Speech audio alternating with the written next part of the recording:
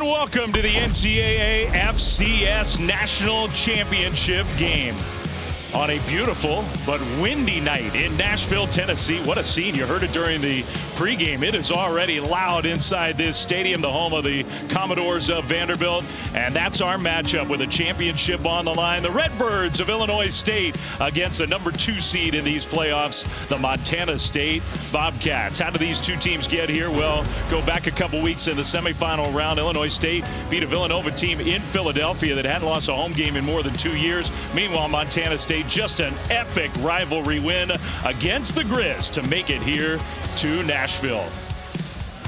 And hi, everybody. Dave Fleming, Brock Osweiler, Stormy Bonatoni is with us as well. We love being here for this game. A cool scene. The fans have enjoyed the whole weekend in Nashville, and now we're ready for a ball game. A championship will be crowned tonight, and a really fascinating matchup. On the one hand, you have Montana State. They have turned into a powerhouse at the FCS level. This is their 3rd title game appearance in the last 5 years, but they haven't won a national title in more than 40 years. Will tonight be the night where they get over the hump? And meanwhile, Illinois State, just an incredible Cinderella-style story. They lost their regular season finale by 30. We're in danger of missing these playoffs. Here they are, 4 road wins later, 60 minutes away from their first ever championship. That's right, Fleming. Without a doubt, it was an improbable and historic playoff run for the Redbirds. None bigger than going on the road, North Dakota State, the number 1 team in the bracket, upsetting them in round 2, and they won 4 consecutive games in the playoffs to get to Nashville tonight. That is an FCS playoff record.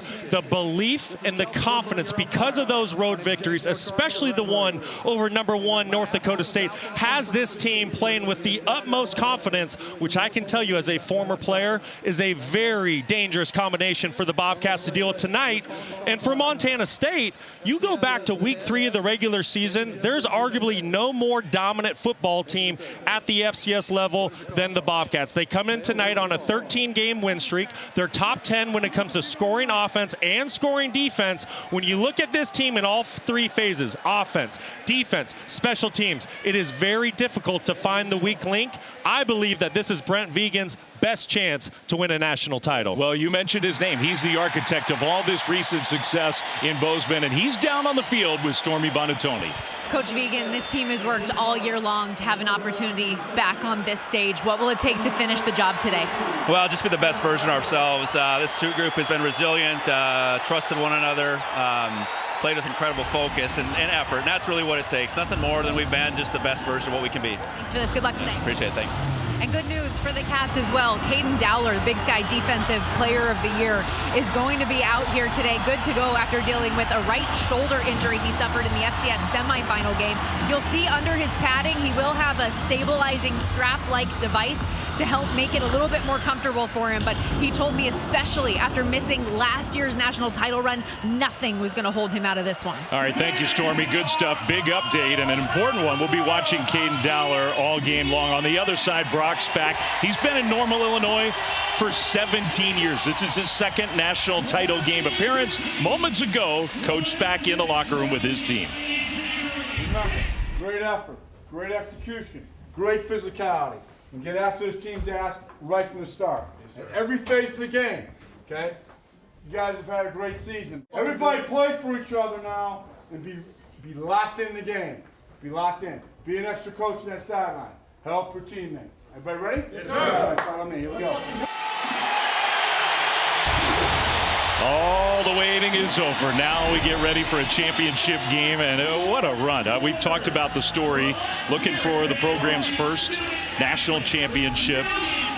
Unseeded in this tournament, all 4 wins on the road. They took down number 1 North Dakota State. Here they are. It's been a historic run, and in so many ways, you just feel like the Redbirds are a team of destiny. But what I love talking to Brock Spack yesterday, it's the approach he's taken with his football team. He didn't want his messaging to make this football game feel bigger than it is, and because of that, he has his team loose and confident. And he said to us, we didn't come here to participate, we came here to win, and I get the feeling that Illinois State State, they are ready to go, and they are ready to prove once again, hey, we might be the underdogs, but we're here to play ball. It's a very experienced Illinois State team. Montana State, they have some experience, but only 9 true seniors for Brent Vigen. So in some ways, really remarkable that they've been as dominant as they've been.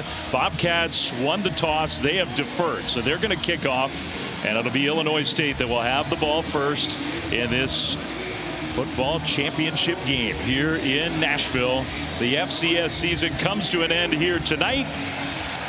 And the kickoff's going to go deep into that win, which could really be a factor on special teams, maybe the passing game. Chris Taylor, the return man, gets upended across the 20.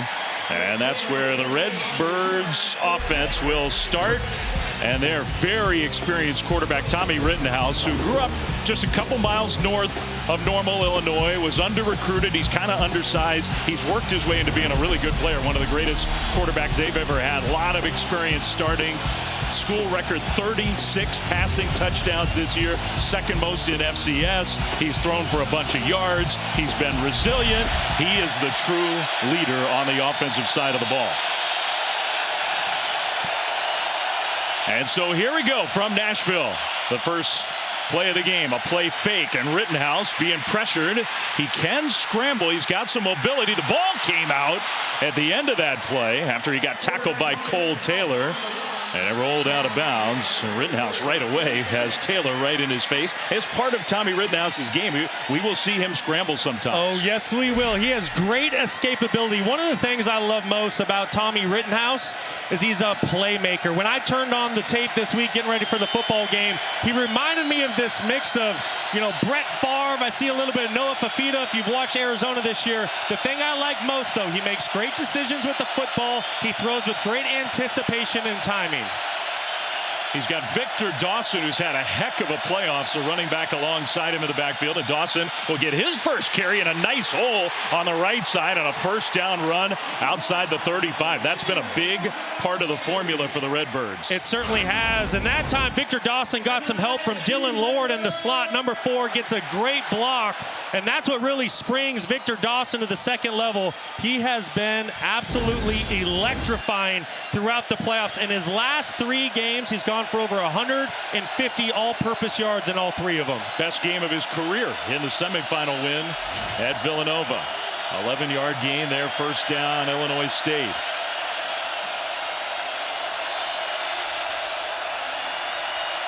Rittenhouse takes a shotgun snap. That pressure started to come, but he delivered the ball on time right to Dylan Lord. Made the block on the previous play, makes the catch on this play for another Redbirds first down. Well, that's all Tommy Rittenhouse. I love the recognition that he has. He has his slot wide receiver matched up on an outside linebacker for Montana State. The Redbirds will win that matchup every single day. Excellent job of Rittenhouse understanding the matchup advantage, getting the football out of his hand. If Montana State continues to play base defense, expect the ball to stay in the air for the Redbirds. First and 10, just short of midfield. And a good start to their opening drive of this championship game. Dawson gets the carry and trying to get around the corner, gets upended. The defensive backs are good in run support for the Bobcats. That was Brian Meredith. Yes, they are, Flem. This is a defensive back group for Montana State. They are not afraid to stick their nose in the fire. One of the things that really jumped out to me when I watched film for Montana State getting ready for this game, it's that everybody at the 3rd level for Montana State, the corners, the safeties, everybody's willing to stick their nose in there and tackle. You saw that on the last play. Second and 10.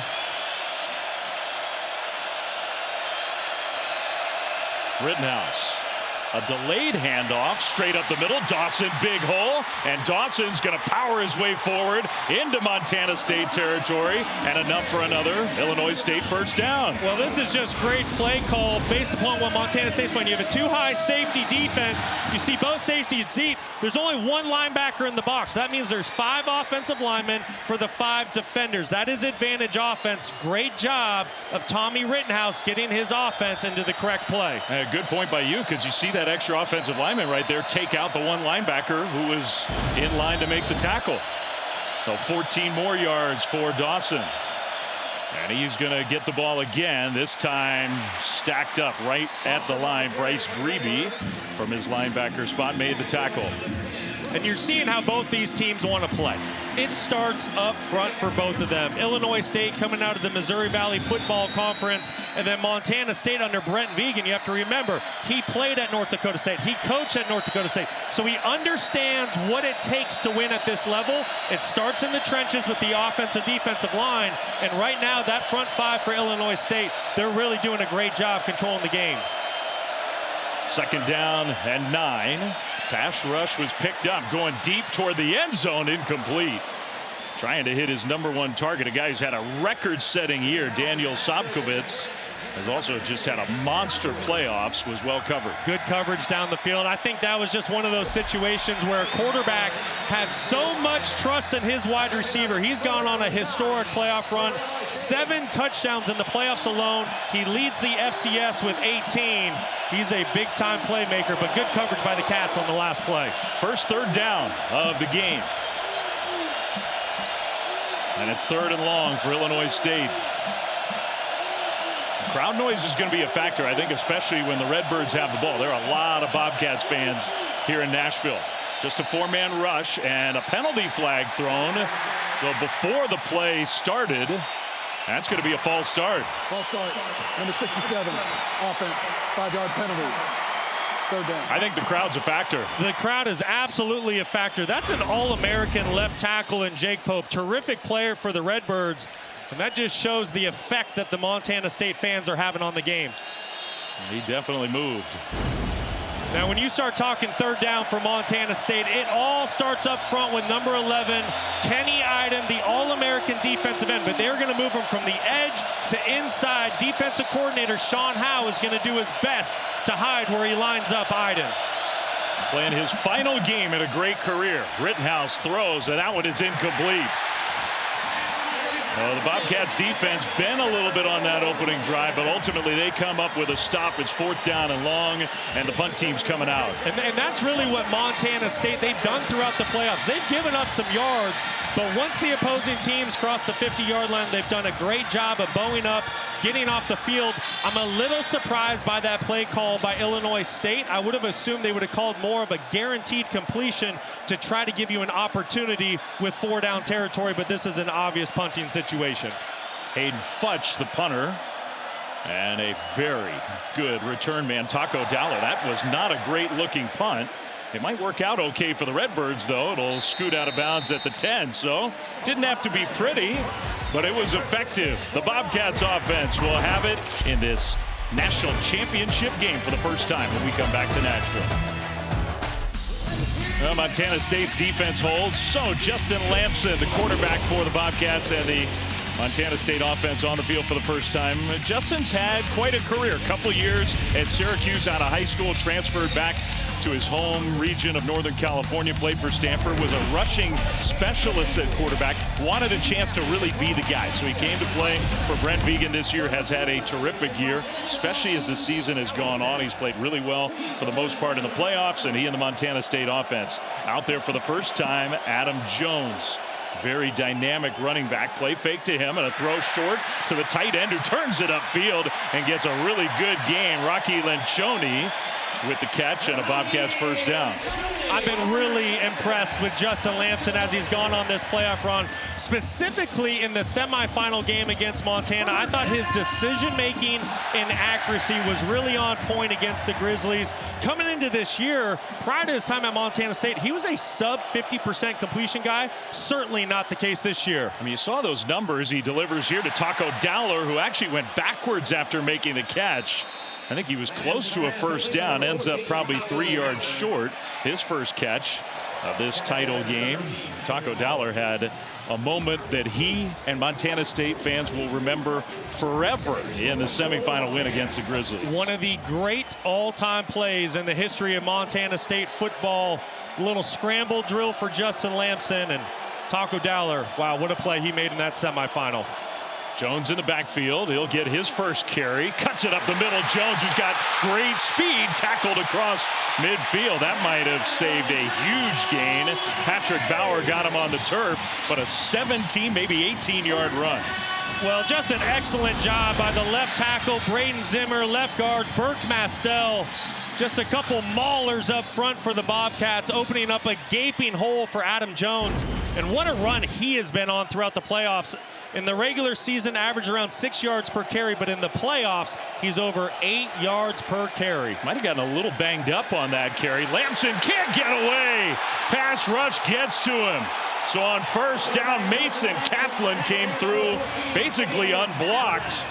And a huge loss. Well, Mason Kaplan, the former quarterback, just on a single dog pressure, and nobody for Montana State accounts for him. This has to be an absolute bust up front. And for the Redbirds, that's exactly what you're looking for. How can you get this Montana State offense off schedule? Well, you bring single dog pressures like that when Montana State's not ready for them, and now they have second and a mile. Not all sacks are created equal. That was a loss of 13. They bring some pressure here, and a throw out to Dowler. Taco makes a move along the sideline. Taco Dowler got away from it seemed like the whole Illinois State defense and gets the first down. Taco Dowler, Mr. Reliable, his 34th consecutive game with the reception. And what an excellent job after the catch. But what the thing I really love about it is Justin Lamson understanding it's 2nd and 23. I don't need to try to get it all. Let me get it to my playmaker quickly in space. And you see why Taco Dowler is such a dynamic returner as well as wide receiver. He ended up getting it all.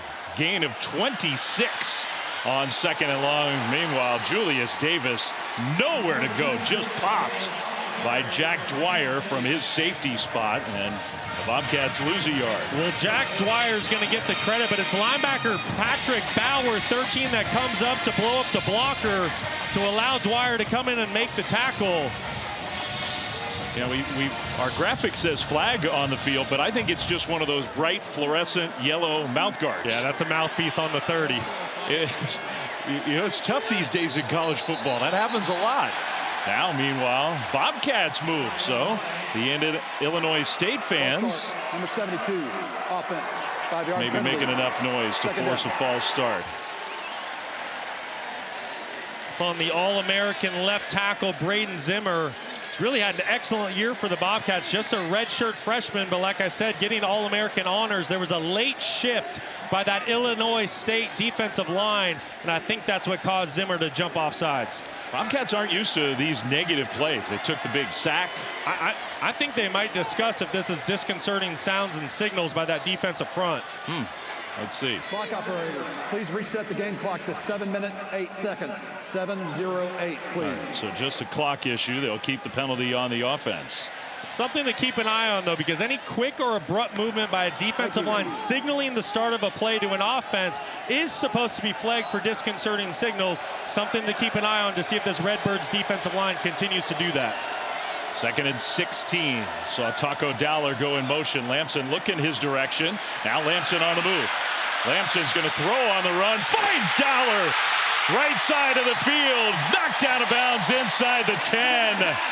Perfect delivery from Lamson. Another big play from Taco. Well, it all got started by the great pickup. Right tackle Cedric Jefferson notices pressure from the 2nd level, slides out to pick it up, and then anytime you don't cage Justin Lamson inside that pocket, if you do not have rush lane integrity, he is going to get outside. I personally think that's where he's at his best. He throws with great accuracy, and you can tell the chemistry he has with Taco Dowler. Those two are just on the same page at all times. Some big plays on this drive. Jones back in. Lamson keeps it. Lamson takes a hit, falls forward down to the 1. Got stopped short, and he'll get up off the turf.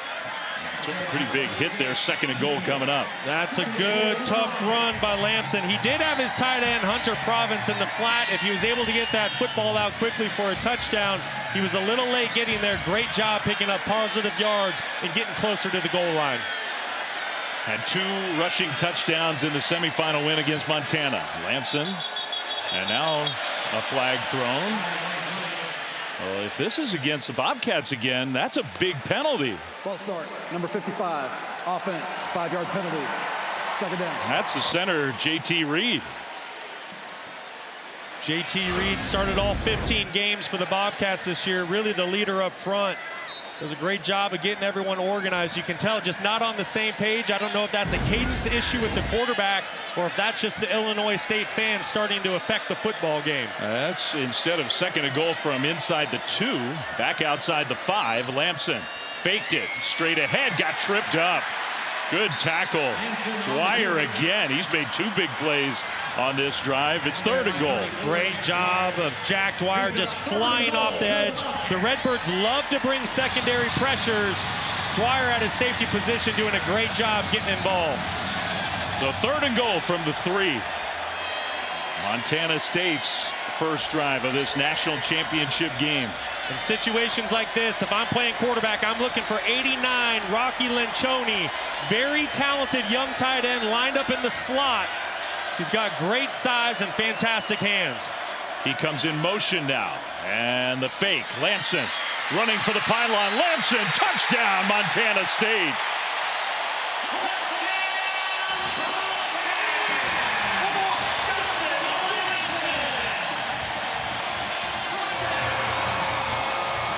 What a drive. The negative play, sack, the penalty yardage lost, and yet 10 plays, 90 yards for the first score of the game. That is a massive statement by Montana State. Overcoming a 2nd and 23, running the football. Justin Lampson 4 for 4 through the air. I mean, just a textbook start for the Bobcats. Miles Sandstead, the place kicker, and that kick is up and good. So the point after try is good, and the Bobcats take a 7-0 lead. Well, the Bobcats strike first. The play action holds the defensive end, Reese Edwards, and that half a step is all Justin Lampson needs to get into the end zone.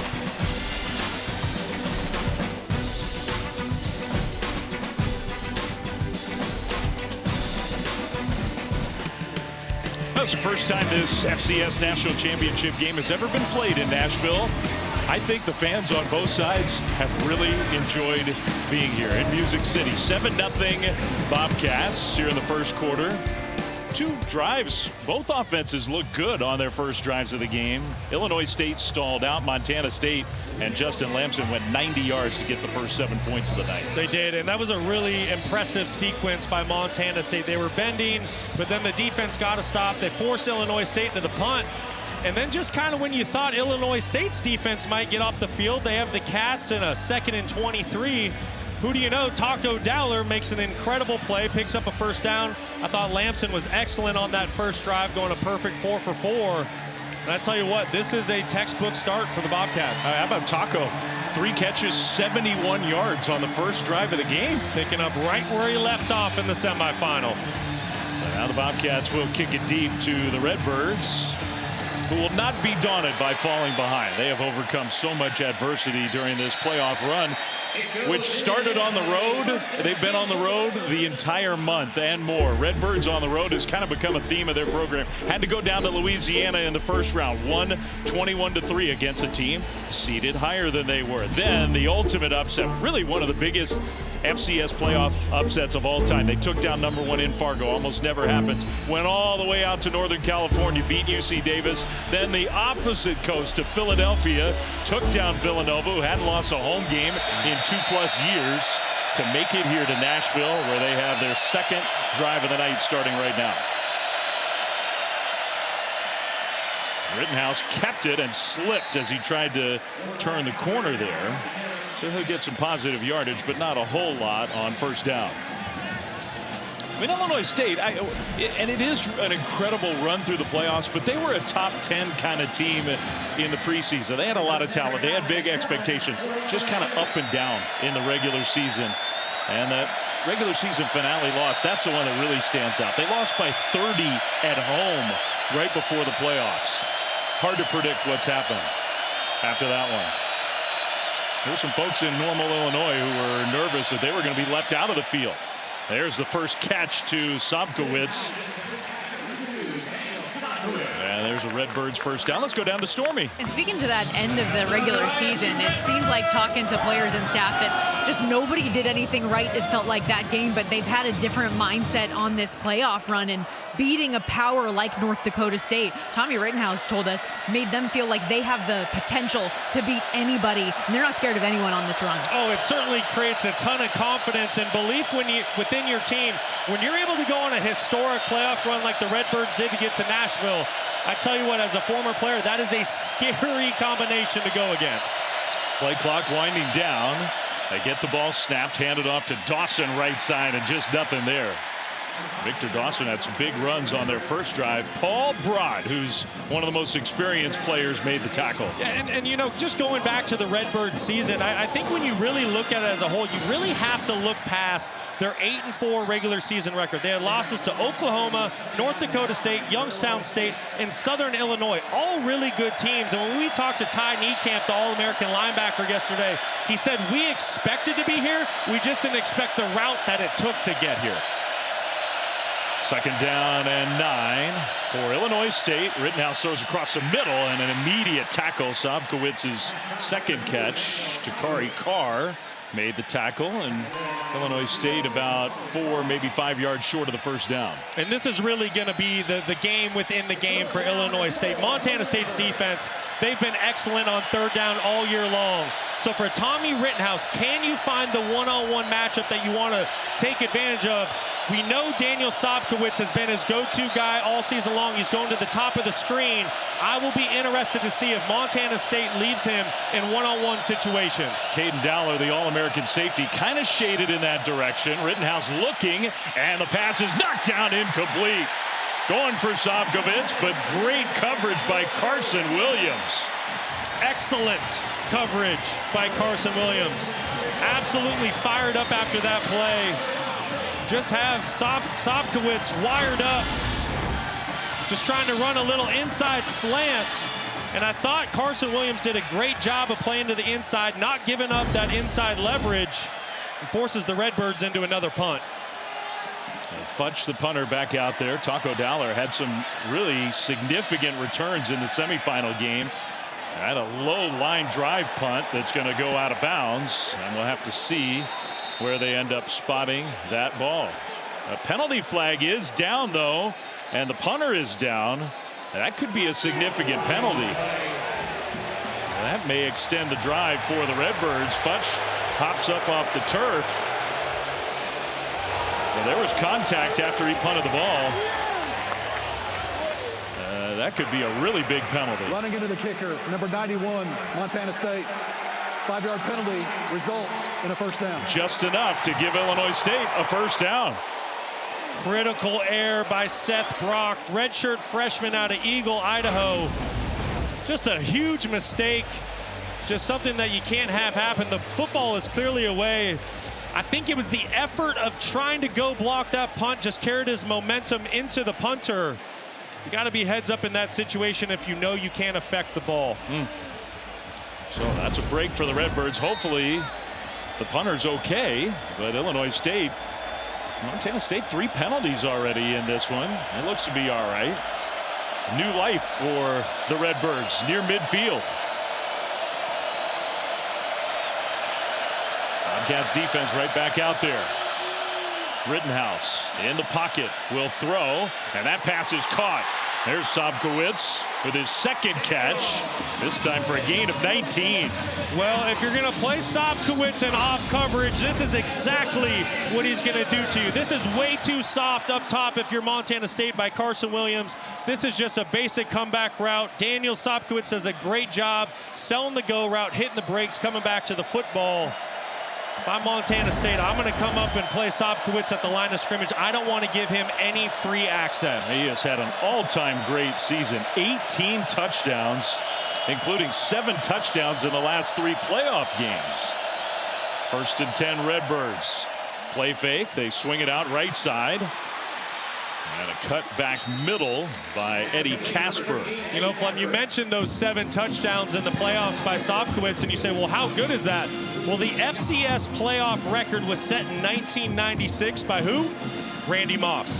So he's inching closer to history, and in 3 consecutive playoff games, Sobkowitz has had multiple touchdown receptions, so maybe tonight we witness history. He gets 2 tonight. He ties maybe the most dominant. There have been a lot of great FCS players in history. Maybe the most dominant FCS player of all time, Randy Moss. That would be something. 2nd and 5. Lord in motion. And Rittenhouse back to pass again. It's going to get away. He was in the grasp and somehow escaped. Now a penalty flag thrown right near the line of scrimmage. There might have been a hold in the middle of all that. Zach Cruz, the guy who got in there and got pressure on.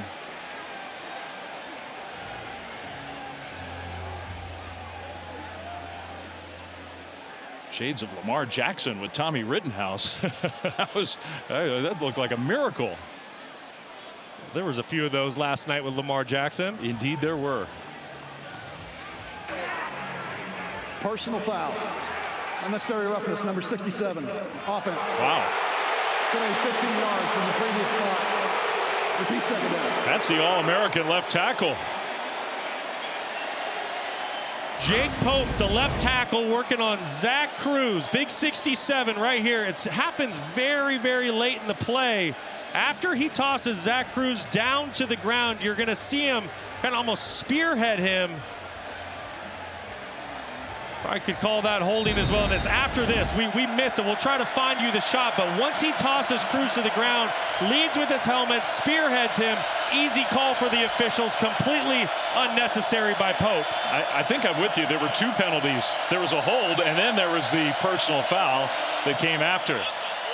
Play fake, and nice catch and turn upfield by Scotty Presson, one of the tight end sort of hybrid H-back type players, to get some of the penalty yardage back and set up 3rd down.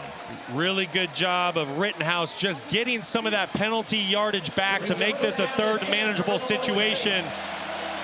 They've had some kicking woes here at Illinois State the last couple weeks. If you can get 5-6 yards here on 3rd down, I expect this to be 4-down territory for the Redbirds. It might be no matter what, because you're right. The kicking game has sort of gone awry. 3rd and 10. And now play was blown dead before the ball got snapped. I think a timeout on the Montana State side. Montana State, their first charge of the first half. Timeout on the field. Final seconds of the first quarter, and a big play coming up, and Brent Vigen maybe didn't like exactly what he saw, so decides to take the timeout. We'll step aside here in Nashville. 7-0 Montana State. Back right after this.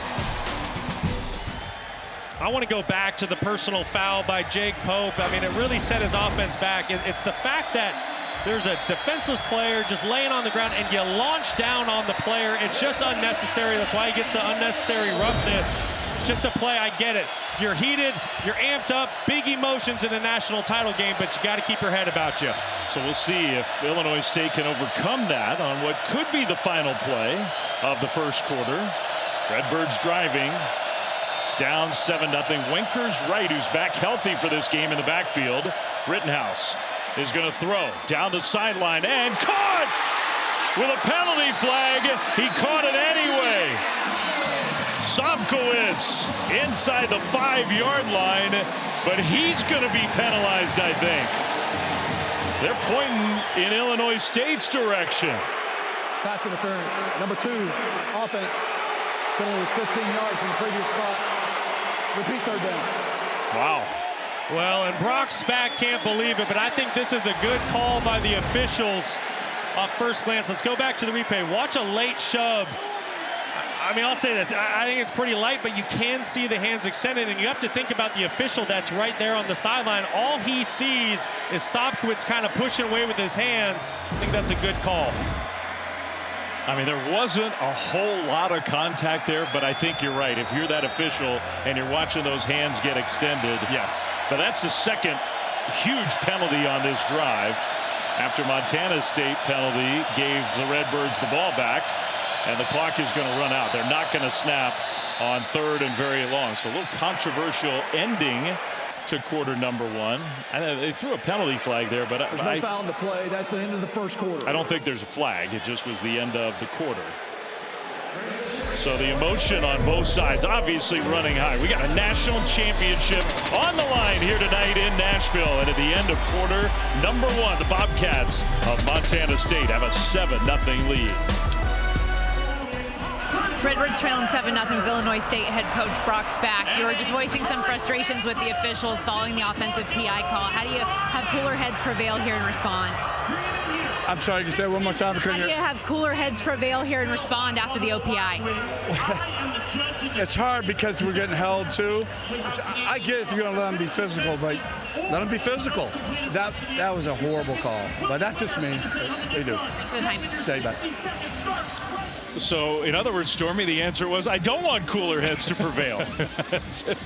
And I understand it, but you and I in the break talked to Matt Austin, our rules expert who's with us tonight, and Matt really felt like it's a textbook offensive pass interference penalty. Anytime you see a wide receiver's arms extend, it's going to be an easy call for the officials. What receivers tend to get away with is if they can keep their hands down by like the waist of a defensive back and kind of hide it a little bit.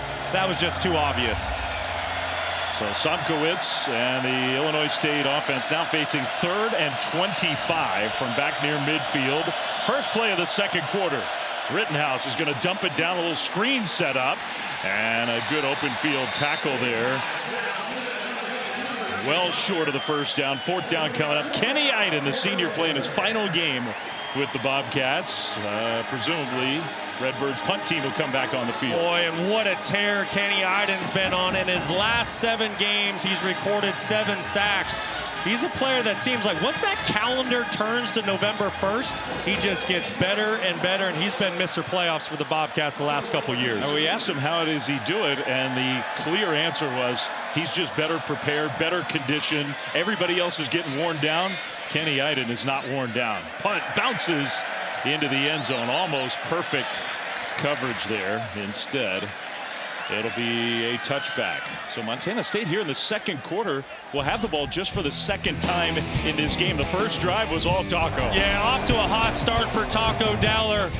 Justin Lamson, you know he's going to find him early and often. Taco Dowler, somebody who holds playoff records for catches, yards, and touchdowns for Montana State. Somebody you want to get the football to early and often. This one's on the scramble drill. Great job by right tackle Cedric Jefferson picking up the pressure. And then anytime Lamson gets outside the pocket, he is most dangerous. And I just think Taco Dowler, Justin Lamson, they've had so many reps together this year. They're on the same page. Anytime he can get outside the pocket, those two are dangerous. Man, we have another one of these penalties where the Illinois State line is shifting and the Bobcats Number 86, offense, 5-yard penalty. Jumping offside. Is that the 3rd time we've already had a play like that in this game? It is. And you know what? In some regards, you do need to give credit to both fan bases. They're here. They're making noise. There's great energy in the stadium. But I also just think it's players amped up. It's the national championship, and they have to find a way to settle into this football game. So 1st and 15, play fake to Julius Davis. Lamson throws across the middle, and the catch and run outside the 40. A big hit at the end of the play. The ball came out, a penalty flag thrown.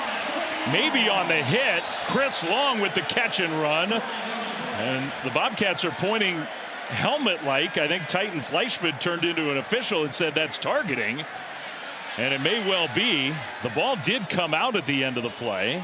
So there's a lot to sort through here. Everybody's pointing in opposite directions. LaShavion Brown is a guy who put the hit on. And Chris Long. Personal foul, targeting, number 4, defense. The previous play will be under further video review. The Redbird fans, that is a cumulative thing. They're unhappy with some of the penalty flags. They'll review this one for targeting. Well, it's a beautiful throw and catch, and then you're going to see on the right side of your screen LaShavion Brown coming in, and I think this is a textbook clear-cut targeting foul. You see him lowering his helmet and how he delivers the forcible contact with the crown, the very top of the helmet. That makes it an automatic targeting call. And unfortunately, Brown's going to leave the football game. Matt Austin with us tonight. Matt, do you agree?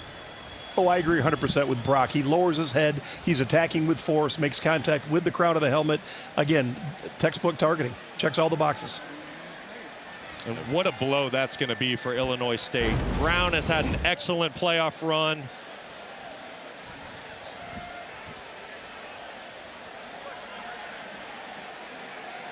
Yeah, I think we forgot to turn on our microphone, so nobody in the stadium understands that the call was upheld. We were just doing some lip reading.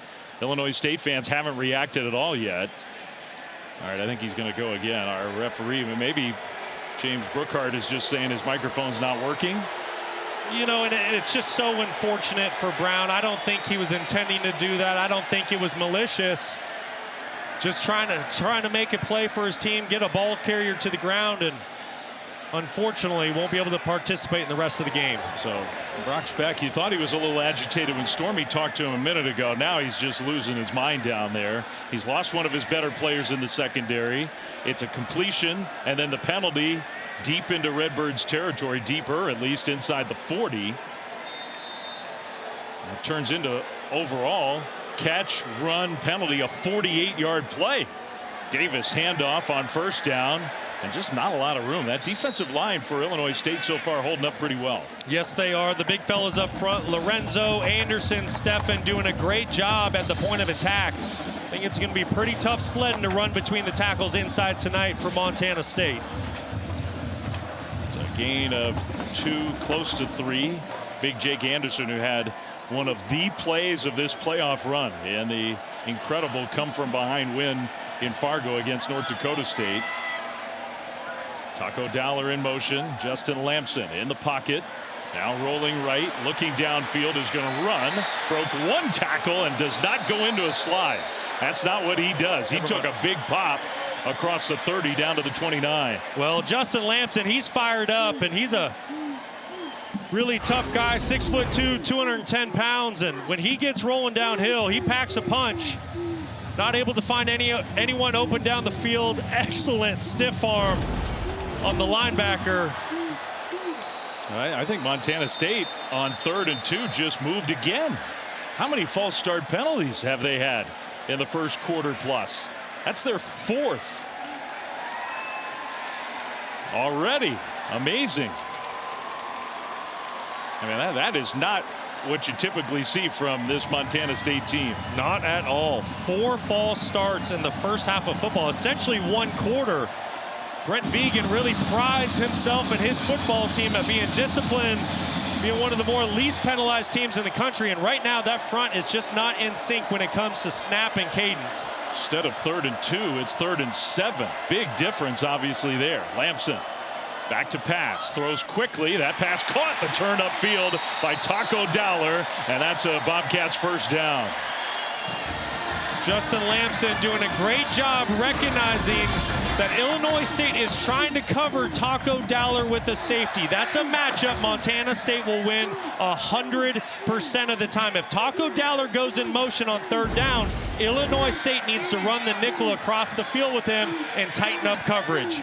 Lamson, great start to his championship night. 6 of 6. Fakes a pitch, looking down the middle. Instead, ran forward, throws it forward to Jones, the tailback. I think he stayed behind the line of scrimmage. No penalty flag thrown, and it turns in to a gain of 9. Illinois State, they're going to have to figure out a way to cage Justin Lamson inside the pocket, because right now the rush lane integrity just is not there for the Redbirds. You can see what Lamson is able to do if he's able to step up, get his eyes down the field. Somehow, some way, Illinois State, they need to keep the quarterback in the pocket for the Bobcats. Now, they told us it was one of the keys to the game, and they have not done that yet. 2nd and 2, play fake. Lamson is going to swing it out right side. Dowler might have been thinking about a forward pass. He tiptoes along the line. Lamson's pass was forward, so Taco couldn't throw it again, but he gets the first down inside the 10. It's going to be 1st and goal. I've just been so impressed with Justin Lamson in the playoffs because of how he takes what the defense gives him. He doesn't force anything. That time on the last play, Illinois State, they had the wide receivers and tight end wired up down the field, nowhere to go with the ball. Lamson doesn't press. He knows where his check down is, gets it to Taco Dowler, and now they're knocking on the door for another touchdown. All right, the initial spot was not a very good one, so they're going to have to set the chain gang because it's not 1st and goal. They can get a first down inside the 2. But it is 1st and 10 Bobcats. Davis in the backfield. Play fake to him. Lamson runs right side. Lamson all the way down inside the 2. Maybe a first down. Real close. His legs, you're talking about his throws and decision making. His legs also a huge factor. I love this scheme by Pete Sturbick and his offense. This is going to be the tight end, Rocky Lencioni. Watch how he becomes a lead blocker for his quarterback, Lamson. There's so much eye candy presented to the defense. Linebackers get their eyes stuck on the running back. Then you get a tight end, your quarterback out to the perimeter. Really tough to defend. It's 2nd down. Lamson straight ahead, powering forward. Touchdown, Justin Lamson. What a first half for the Bobcats quarterback. With still a lot of time on the clock in the 2nd quarter. It's 13-0 Montana State. He's just playing lights out. 2 drives, 190 yards for a touchdown. This one 80 yards, and both ending with Justin Lamson running it into the end zone. Extra point is up and good. It's 14-0 Montana State. Well, Justin Lamson putting his brute strength on full display, meeting defensive lineman Garrett Steffen in the hole, but he would not be denied. It's been all Bobcats in Nashville tonight.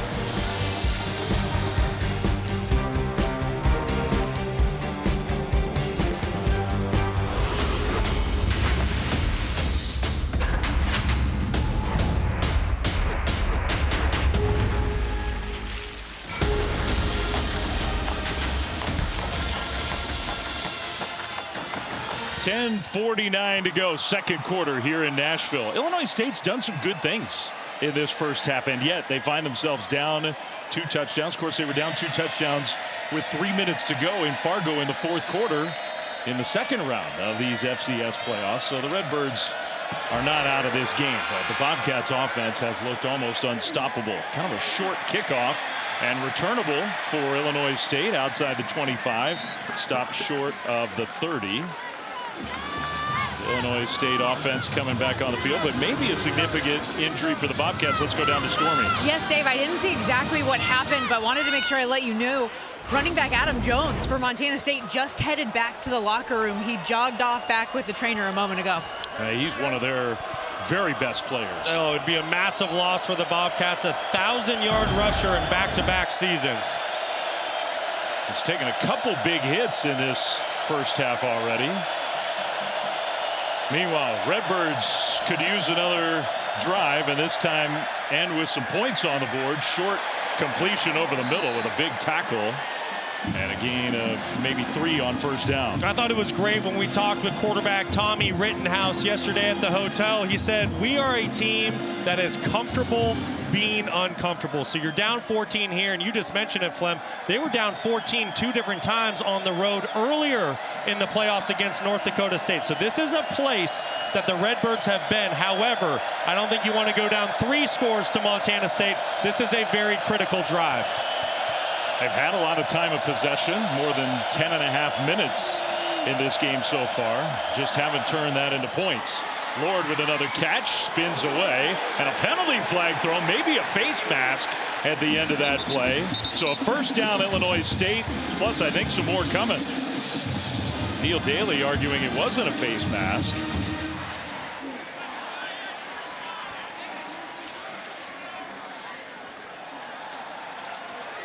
All right, it's very difficult with the referee microphone not working.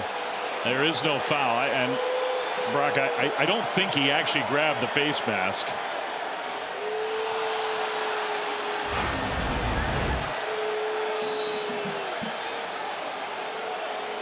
Yeah, good no call. Yeah, Illinois State fans are unhappy because they think all the calls are going against them. But in that case, there was no face mask. It is a catch and a gain of 10 for Redbirds first down. Rittenhouse, straight ahead run. And a good run across the 45 out to the 46. I want to go back to the last play. Watch what they do pre-snap. The tight end and slot receiver, they started over here pre-snap. Then there's a shift. Why do they do that? Because the nickel is going to line up to the passing strength for Montana State. Then you shift, and that allows you to get your slot wide receiver matched up on a linebacker. That is really good play calling by Tony Peterson.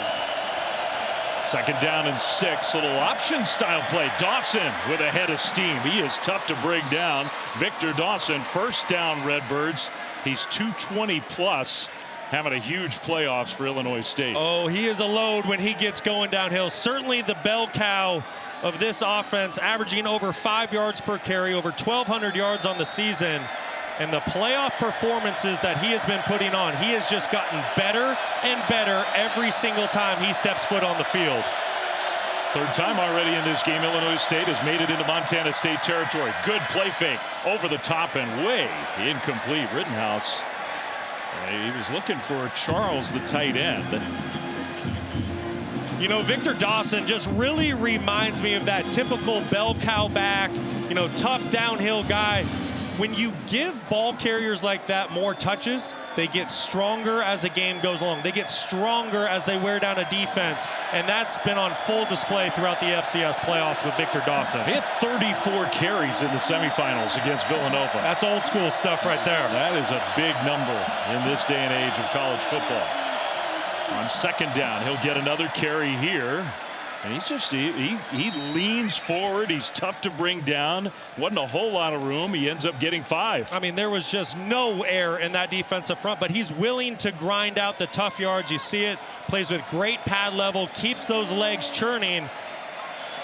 And this is, we mentioned it, this is the game within the game. Can the Redbirds stay on the field? Right now, Montana State has their pass rush specialists on the field with their ears pinned back. You have Zach Cruz, 36. He's already affected the game once. We'll see if he can do it again here on 3rd down. Dawson alongside Rittenhouse. 3rd and 5. Back to pass. Pressure was picked up. Over the top. Incomplete. He had his man. The defender fell down. Dylan Lord was there. And the pass, you saw Rittenhouse's reaction. Just too strong. And that's not good. Caden Dowler, who had the shoulder injury in the semis. And that looks like that same shoulder. You hate to see that for Caden Dowler, an All-American, Big Sky Defensive Player of the Year. But back to that last pass, this is one that Tommy Rittenhouse is going to want back. He had Dylan Lord matched up on a safety, and he was open for the touchdown. I couldn't tell if it was Dowler, the guy who fell down on the play, and that's where he got hurt. Taco Dowler, his twin brother, back to receive, and man, that was an opportunity for Illinois State. Instead, into the end zone for a touchback. 7:37 to go, 1st half. Montana State's offense coming back on the field, leading 14-0. Well, the All-American Big Sky Defensive Player of the Year, Caden Dowler, is in the injury tent. He had the shoulder injury against Montana in the semis. Brock, this was the play where he got hurt. Yeah, Dylan Lord working on Caden Dowler. And you see, he just reaches out with that right hand. He knows he's beat. He wants to try to slow down Dylan Lord, tries to get a hand on the safety. And when you're playing with a separated shoulder, that is all it takes to re-aggravate it. You hate to see it. This is a kid that was trying to be tough and stay out there for his teammates. But just a really, really tough injury to play through. Literally one of the best players in FCS football, and you think he's probably not coming back into this championship game. His brother's having a huge 1st half. Taco Dowler and Adam Jones, who went into the locker room, is back on the field, gets the ball here. First play of the drive, makes a cut. Tough running from Adam Jones. He looks pretty healthy to me. That's a 1st down Bobcats. I was just going to say, you think Adam Jones is feeling pretty good? Excellent job, though, by the offensive line getting this play started. You see the gaping hole up front for Adam Jones, and you give this guy any sort of space, and this is what he's going to do to you. Excellent job there by the big fella to spring the back. The other thing about this last sequence, Brock, it's the 2nd time in a row Illinois State has punted from around midfield or even in Montana State territory. Across the middle, Taco Dowler with another catch. Outside the 40, close to, and I think he did get spotted enough for a 1st down. There is Caden, who's on the bench. Watching his brother with another catch on the offensive side of the ball. It's incredible, the relationship of these two guys who, in a lot of ways, are the heartbeat of this Montana State team. No doubt about it. Caden Dowler, you have to think about this. He's torn his ACL twice in his career at Montana State. He's barely been on the field, but he was still voted a team captain this year. Made the most of his opportunity with an All-American honors to cap the year. You just hope he's able to get back out there. And we got Stormy down on the field. Stormy, what are you seeing? Oh, he's been talking through kind of what you guys did and what happened to him on that play, but worth noting with him back on the bench, as you mentioned, he did have his helmet in his hand, so we're going to keep tabs on this for sure. But you mentioned the injury history, Brock. That's why this season has been so special for him. He wasn't able to be out here on the field last year with his teammates to fight for a national championship. He was giving everything he could to be out here today. Agonizing for Caden last year to watch the championship game. Lampson on the move. Justin Lampson. Man, powerful quarterback running across midfield. Stopped a little bit short of the first down after his first incompletion of the game the play prior. So I've been saying it, you have to have rush lane integrity. Keep an eye how the Redbirds just lose their gap discipline here. You're going to see number 8 Lorenzo jump right out of that gap, and that invites Justin Lampson to scramble forward. If you're a defensive tackle, you need to build a wall. Defensive end, push to quarterback level, and then squeeze the pocket. Wow, a busted play. The ball got snapped and nobody was ready for it on 3rd down and 1, and Ty Niekamp, the All-American linebacker, shot through there and made the tackle for loss. I mean, that's not a false start penalty, but in essence, it's the same kind of problems that the Bobcats are having. Well, the Bobcats are trying to do a quick snap. This is Niekamp, 46, that makes the tackle, but watch the quarterback. He's looking to the sideline, trying to get that Redbirds defense to just kind of take a breath. Hey, quarterback's doing a check with me, tries to do a quick snap, catch them by surprise, but the center, JT Reed, was not ready. And a good play by Niekamp, the first punt of the game for Montana State. Fair catch at the 20. So a lot of things happening on both sides. We'll step aside. 14-0 Bobcats. Well, this FCS national championship game in the history of the FCS, some of the greatest players who've ever played the game. Richard Dent, Charles Haley, Jerry Rice, the greatest, most dominant wide receiver of all time. Aeneas Williams, Michael Strahan, Kurt Warner, all FCS players, all went on to be Pro Football Hall of Famers. Terrell Owens, Randy Moss, Jared Allen at Idaho State.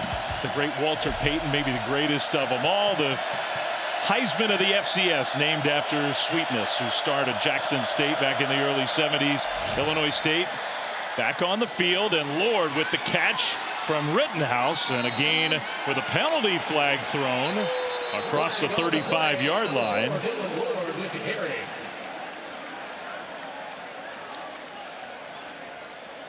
We still, I don't think, have solved the issue of the referee microphone, which is definitely an issue for the fans. 15-yard catch and run if the play stands.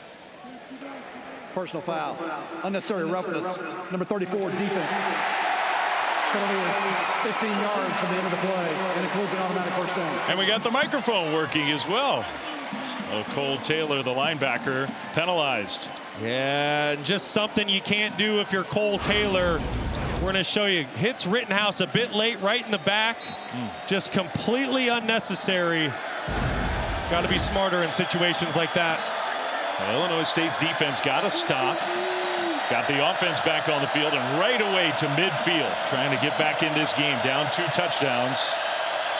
Rittenhouse in the pocket, throws middle, and the pass caught. Lord almost used the official as a screen inside the 40. Another 13-yard gain for a first down. You know, it's been a little bit sloppy when it comes to penalties for both of these teams. Two programs that really pride themselves being disciplined. Excellent job, though, on this last play of Rittenhouse, recognizing the box being vacated by the linebackers and just taking the shallow cross to Lord right in front of his face. Now, by the way, we heard Stormy say Caden Dowler had his helmet. He's back on the field. Amazing. The All-American playing through a massive shoulder injury. Rittenhouse, a keeper. Another one of those sort of run-throw plays where he throws it forward to Lord. Tatum Gray, the safety, makes the tackle, gain of 4. Yeah, it's like an extended version of the speed option. Obviously, Rittenhouse can put his foot in the ground, get upfield, and rush the football, or he can sling it out to a slot wide receiver. It really puts a nickelback in conflict. Hey, do I want to come up and make a tackle on the quarterback? Well, if I do that as the quarterback, you're just going to throw the football behind my ear. I saw Caden Dowler communicating from that spot at safety. 2nd and 5, Redbirds, Illinois State. Final 4 minutes of this first half. Dawson with the carry, right side. Dawson took a hit, still going. And inside the 25-yard line, first down and more. Really good block by Logan Brassfield. The right tackle, you're going to see Iden bump inside. Brassfield kind of hooks him there, and that's all that Victor Dawson needs to capture this edge. If you dive inside and you don't set the edge against this Redbirds offense, they will make you pay. 1st and 10, Illinois State. And probably not in a big hurry here. Montana State's going to get the ball to start the second half. Dawson gets the carry, left side run, and tripped up inside the 20, gain of 3.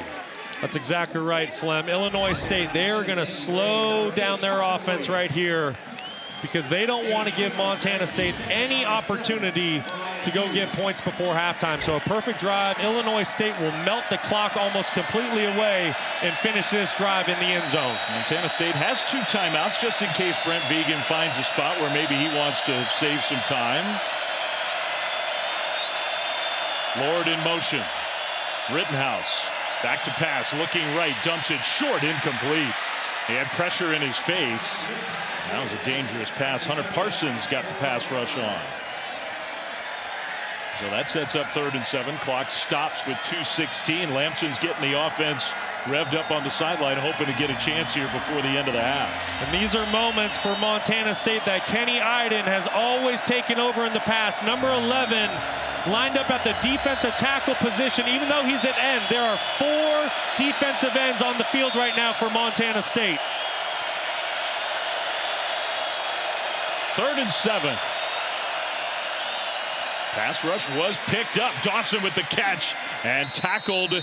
We'll see where they spot him at about the 15. I think he's 2 yards short. So this will be a decision for Brock Spack, the head coach of the Redbirds.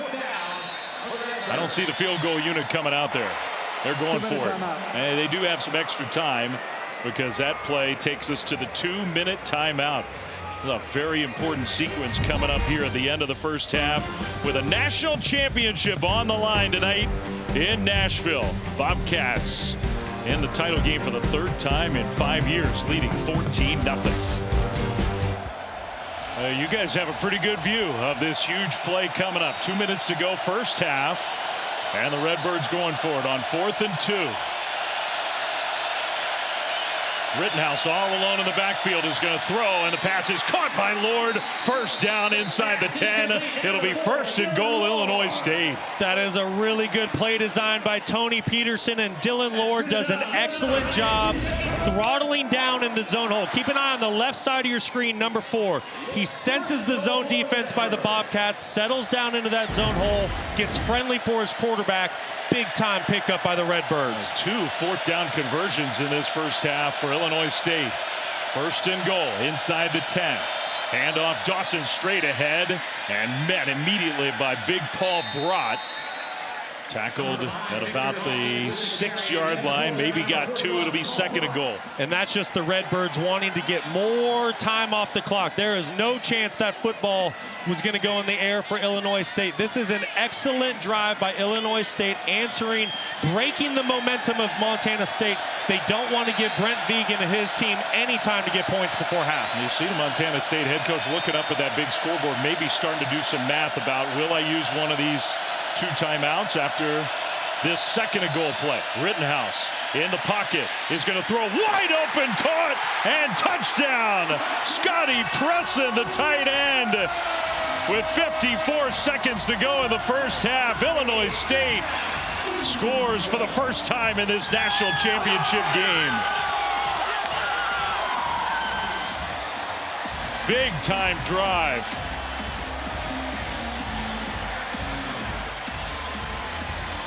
Went for it on 4th down, converted a couple plays later, and leave only 54 seconds on the clock. Michael Cosentino, who just took over as the primary place kicker for the Redbirds, is up and good. Well, the gutsy call by Brock Spack pays off for the Redbirds. Seems like a little bit of confusion by Montana State. Scotty Presson working left to right across your screen ends up wide open. Part of Montana State's defense was playing man coverage. You had linebackers in zone coverage. Nobody tracked Presson as he worked across the field on the shallow cross. Great job by Tommy Rittenhouse to find his tight end. Presson, the guy who had one of the most memorable plays in Illinois State history when he caught the 2-point conversion in Fargo to win the game against North Dakota State. A record-setting season for Tommy Rittenhouse, the 5th-year senior. Underestimated his whole career, under-recruited out of high school. He's not big enough. His arm isn't strong enough. 3,300 plus passing yards, an all-time single-season record for the Redbirds. And not only that, he set a record for touchdown passes in a season. Coming in tonight, 36, new school record. I tell you what, he might not have the measurables. 5'11", 195 pounds. Flem, you mentioned it. He was under-recruited, overlooked. But I tell you what, this guy is gutsy. He's got a big heart. He's got some special metal that makes up who Tommy Rittenhouse is. And that was a big-time answer by the Redbirds. Kickoff is going to go into the end zone for a touchback. Well, college football playoff semifinals on ESPN. ESPN Deportes, the ESPN app. Thursday, you got Miami and Ole Miss in the Verbo Fiesta Bowl. Friday, Oregon and the #1 seed, Indiana, 7:30 Eastern. Coverage of both games kicks off at that time, 4:30 Pacific. Spots in the national championship game, FBS style. On the line, that national championship game, of course, Monday, January 19. So down to 4 FBS, down to 2 FCS with 54 seconds to go in the first half. And Bobcats offense, I would imagine they're going to be aggressive here. Lamson in the pocket, throws short. Pass caught. And over the middle now, cutting it to the right side across the 45, Jabez Woods. With a nice run after the catch, he ends up getting 20. The clock will stop to reset the chains. Excellent start to the drive for the Bobcats. If they can just get down inside the 35-yard line, they will have a chance at a field goal with Sandstead. They have the 2 timeouts. Lamson throws. That one's caught. Threaded that one in there. Chris Long with the catch. 2 plays. They're already inside the 35. That was a big league throw by Justin Lamson. Unbelievable. Defender right in his face and throws a strike down the seam. And saving those timeouts, they got to the line quickly, got the ball snapped. Lamson throws. A missed tackle. Turn upfield. A hurdle inside the 10. And diving for the end zone. Touchdown! Dane Steele!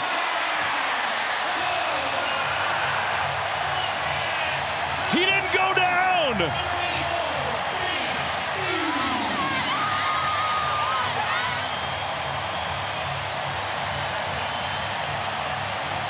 Three plays, 75 yards, and the freshman found his way to the end zone.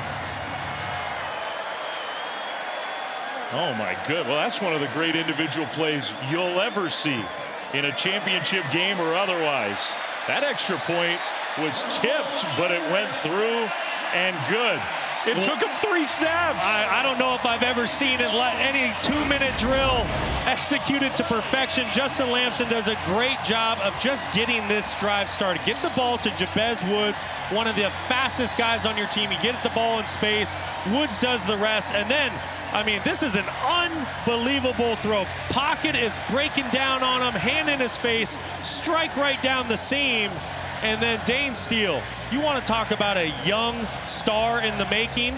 Well, now you know why. Just a redshirt freshman makes the first miss. Unbelievable hurdle over Jack Dwyer, the senior safety. And Brent Vegan is fired up and loving what he's seeing out of his Bobcats. That's one of the great plays you'll ever see. That was incredible. They went down the field 75 yards in 36 seconds, didn't even use a single timeout. We're talking field goal Bobcats said, no, we're going to go get a touchdown. Wow. Just flawless execution in the 2-minute drill. 1, 2, 3. And there's 7 more points for Montana State. All right, kid, you're a freshman. Go cover the kick. Highlight touchdown. Get out there for special teams. Remember, Montana State gets the ball to start the second half. Well, that was a very big touchdown in a flash. Good kick coverage here. We said the Taco Dowler play is going to go down in history. So will this one. I mean, this is so good. We got to go back and watch it one more time. Steele makes the first miss, and then you know what, Dwyer? I'm just going to jump right over you on my way to pay dirt. And just when you think Illinois State, they're getting back in the game, they're getting some momentum away from Montana State, well, Justin Lamson was having none of that, and what a play by Dane Steele. I mean, he has had an historically great freshman year. He's been quiet in this first half, but he is definitely a star in the making. 13 seconds to go, and Dawson's going to carry it left side. Dawson trying to get to the sidelines, will go out of bounds. That'll stop the clock across the 35. Only 7 seconds on the clock. They do have 3 timeouts. Yeah, I think you try to, you get one more quick pass off here, fall down, call it first down timeout situation, and hopes that you can get a little bit closer and try a Hail Mary as time expires here at the end of the second quarter. Got to get this football out of your hand very quickly if you're Rittenhouse.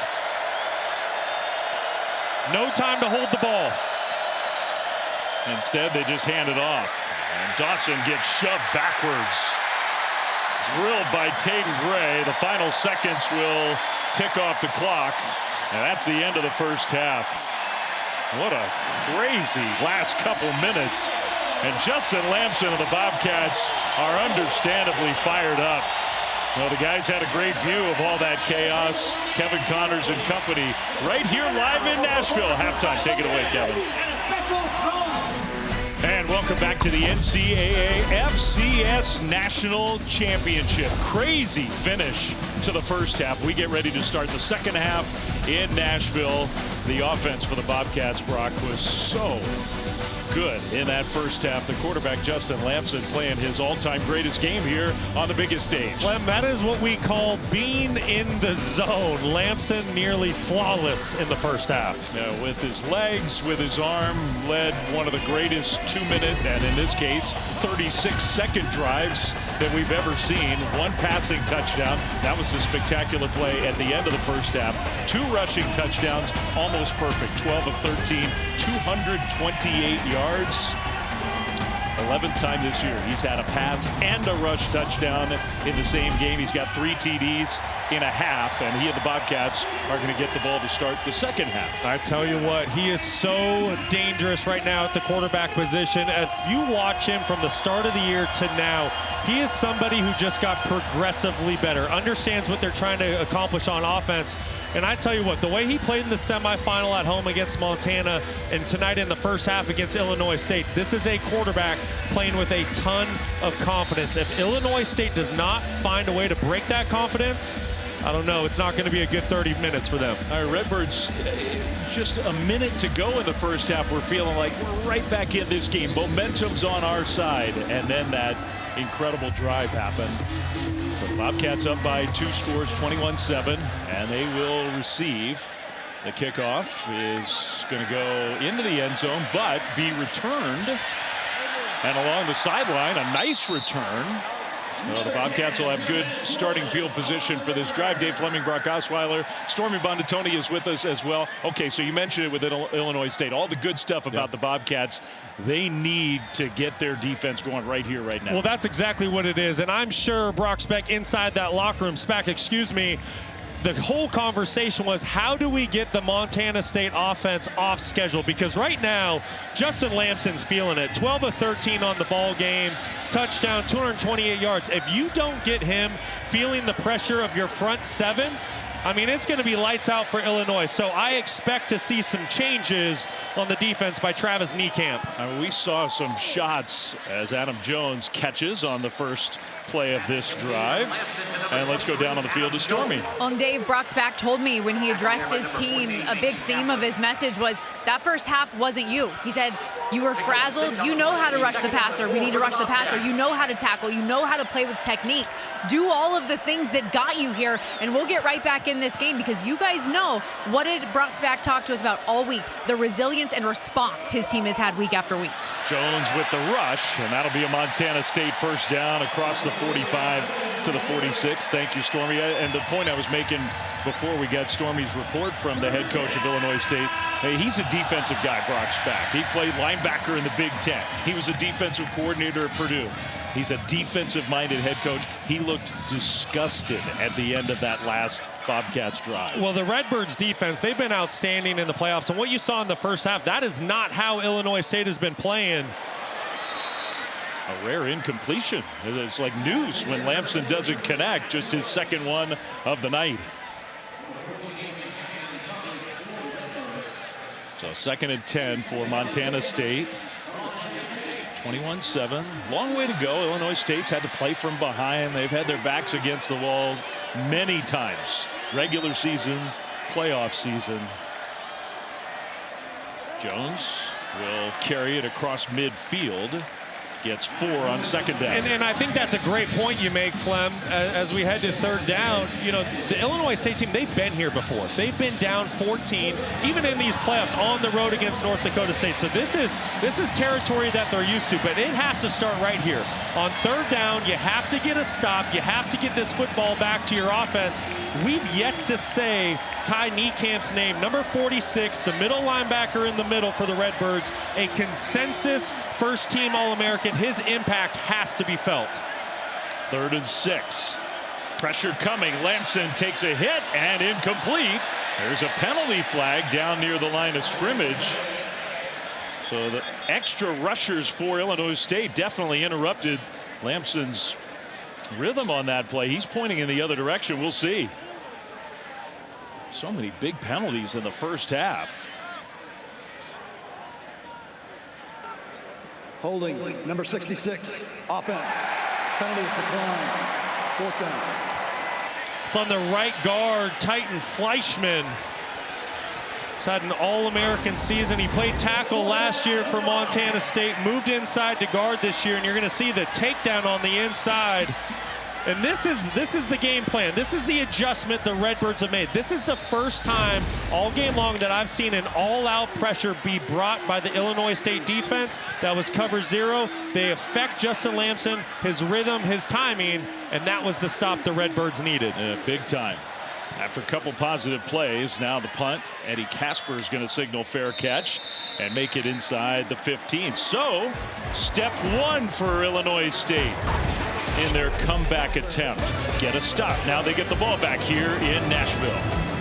4 teams fight for a spot in the CFP National Championship.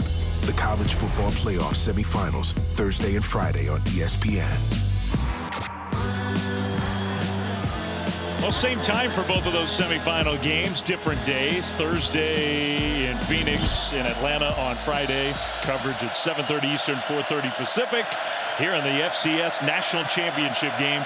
First drive of the second half for Illinois State. Their defense got a stop. Offense back on the field. Dawson to carry. Left side. Big gain across the 25. Still going outside the 35. Victor Dawson. He is having a heck of a game. I tell you what, a monster first half for Victor Dawson, picking up right where he left off.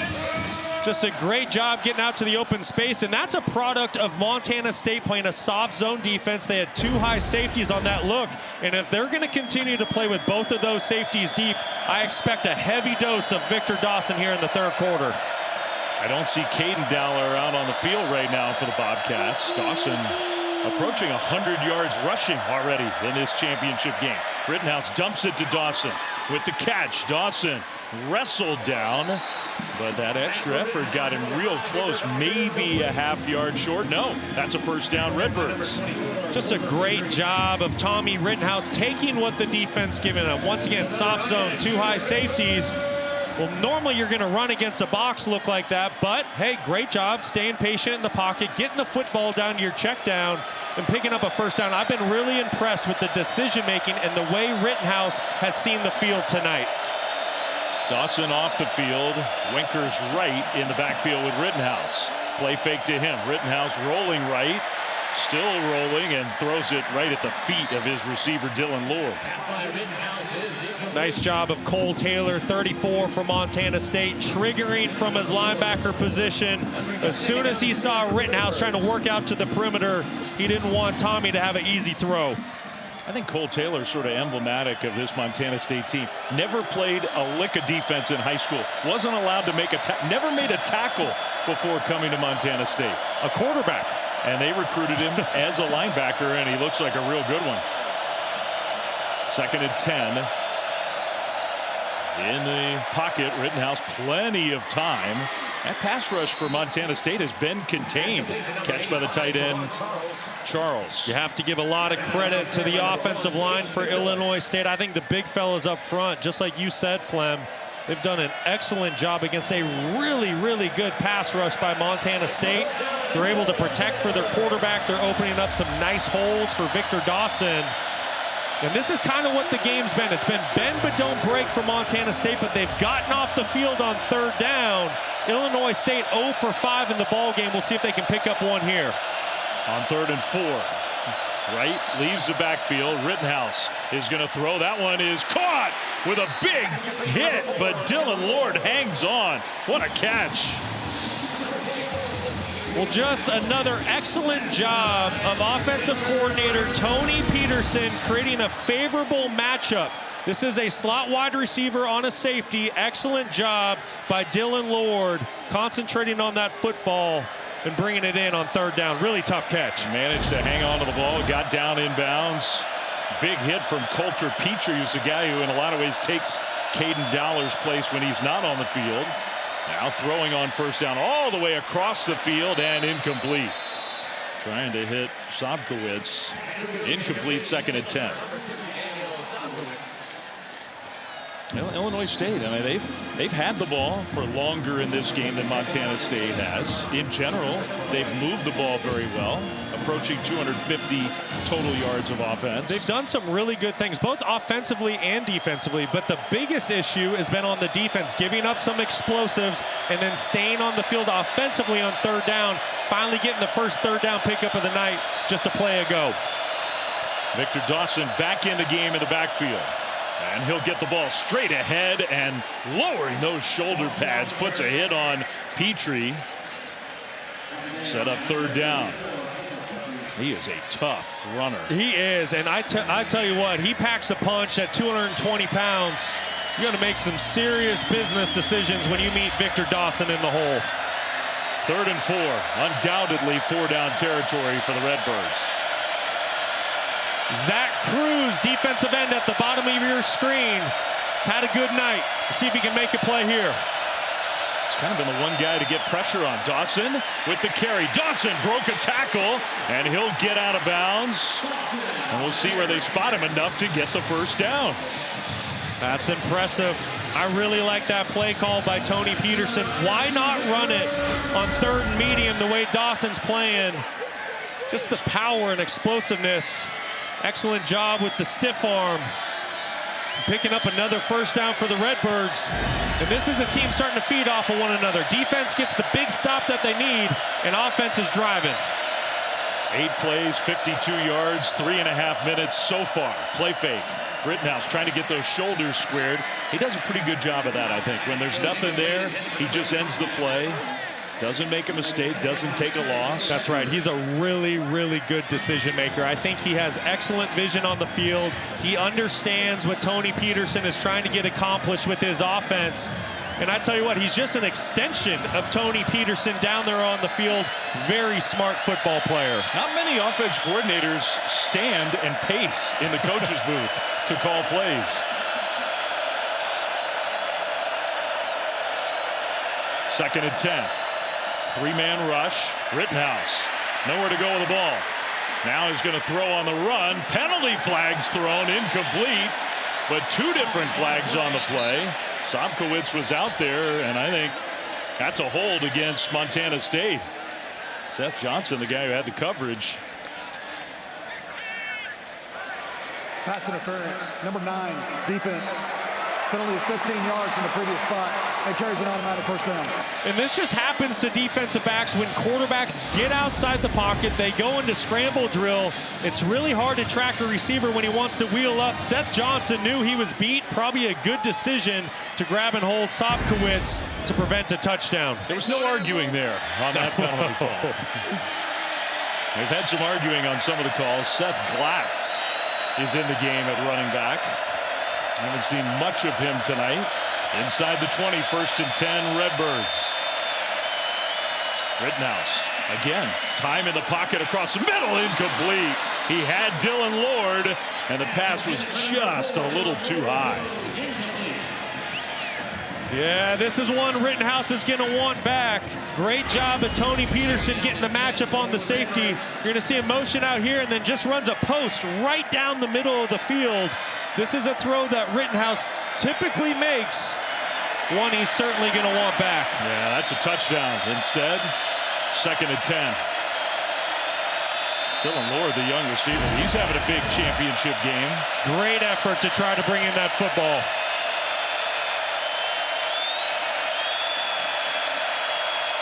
Rittenhouse, hands off, and a spin move, but just nothing there. Glatz tackled immediately. Xavier Aarons, the freshman linebacker, has been banged up, playing tonight. Finally, he's gotten healthy again, made the tackle. Yeah, he's made some really nice plays tonight, and I was impressed right there, just diagnosing the play very quickly, triggering on the back.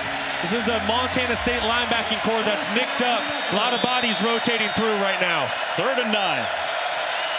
They've converted twice on 3rd down on this drive.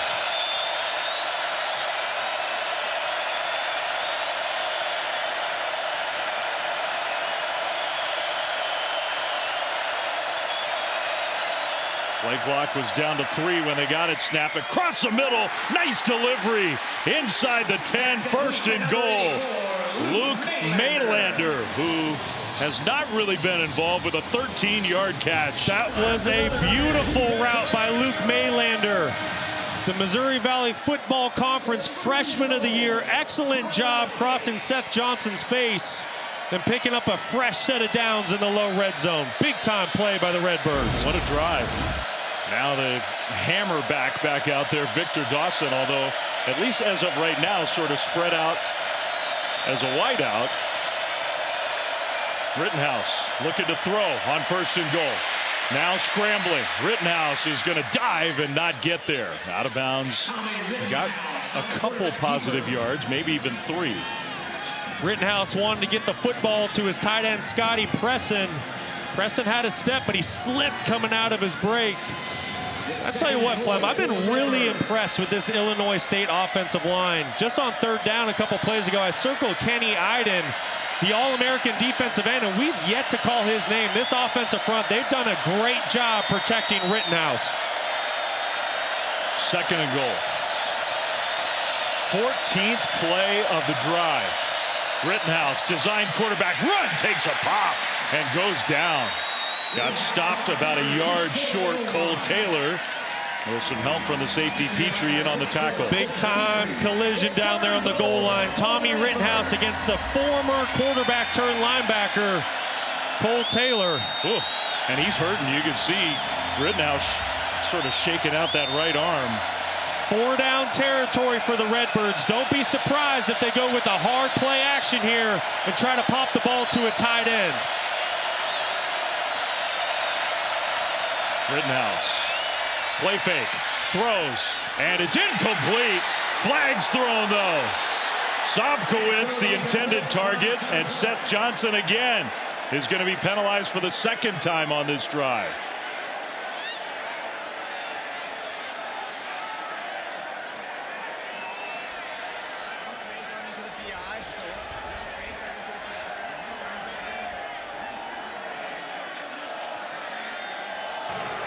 Pass interference, number 9, defense. Penalty, half the distance to the goal. Includes an automatic first down. Yeah, I think this is a good call by the officials. Certainly early contact. I don't love the play call. You go hard play action. You're trying to throw a speed out to the far side of the field. Late on the throw, but he gets bailed out. A little bit of contact by Seth Johnson.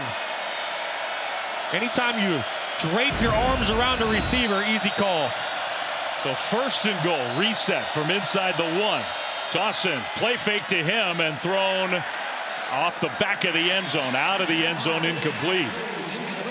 It's good coverage by Neil Daly. Great job with his eye discipline, keeping his eyes on his man, trying to get the football to Scotty Presson. And now at this point, you've tried play action, you've tried throwing it in. I think you give it to the 220-pound back in Victor Dawson and let him pound it in. I think Rittenhouse was saying that. It looked to me like he was a little unhappy. Dawson, give him the ball, pushing forward, and he's not going to get there. It's going to be 3rd and goal. I'll tell you what, big number 97, Alec Eckert, and 41, Paul Brott, bowing up down on the goal line. That's a big-time stop by Montana State. But once again, on 3rd down, I expect the Redbirds to go back to Victor Dawson. How many times can the Bobcats defense hold up? So many plays on this drive, so many plays inside the 10-yard line. 17th play of the drive coming up. 3rd and goal. Dawson again. Dawson stopped. He was stopped. Now, Redbirds are saying the extra effort got him in. Maybe the ball came out. Did the ball pop out? Touchdown! The right tackle. Logan Brassfield ended up coming up with a ball. Crazy. Wow. Massive collision down there on the goal line. Ruling on the field is a fumble into the end zone, recovered by the offense. The ruling on the field is a touchdown. The previous play is under further review. Well, the strong safety 24, Coulter Petrie, who's playing for the injured Caden Dowler, comes up. Big-time collision with Dawson. Boy, that looks like a fumble and a touchdown for the Redbirds. Well, we have Matt Austin with us. Matt, what do you see?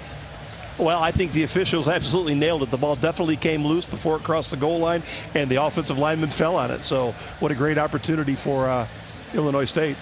Yeah, what a break that is. I mean, talk about a team. Nobody wants to give up an inch down there on the goal line. Big-time collisions.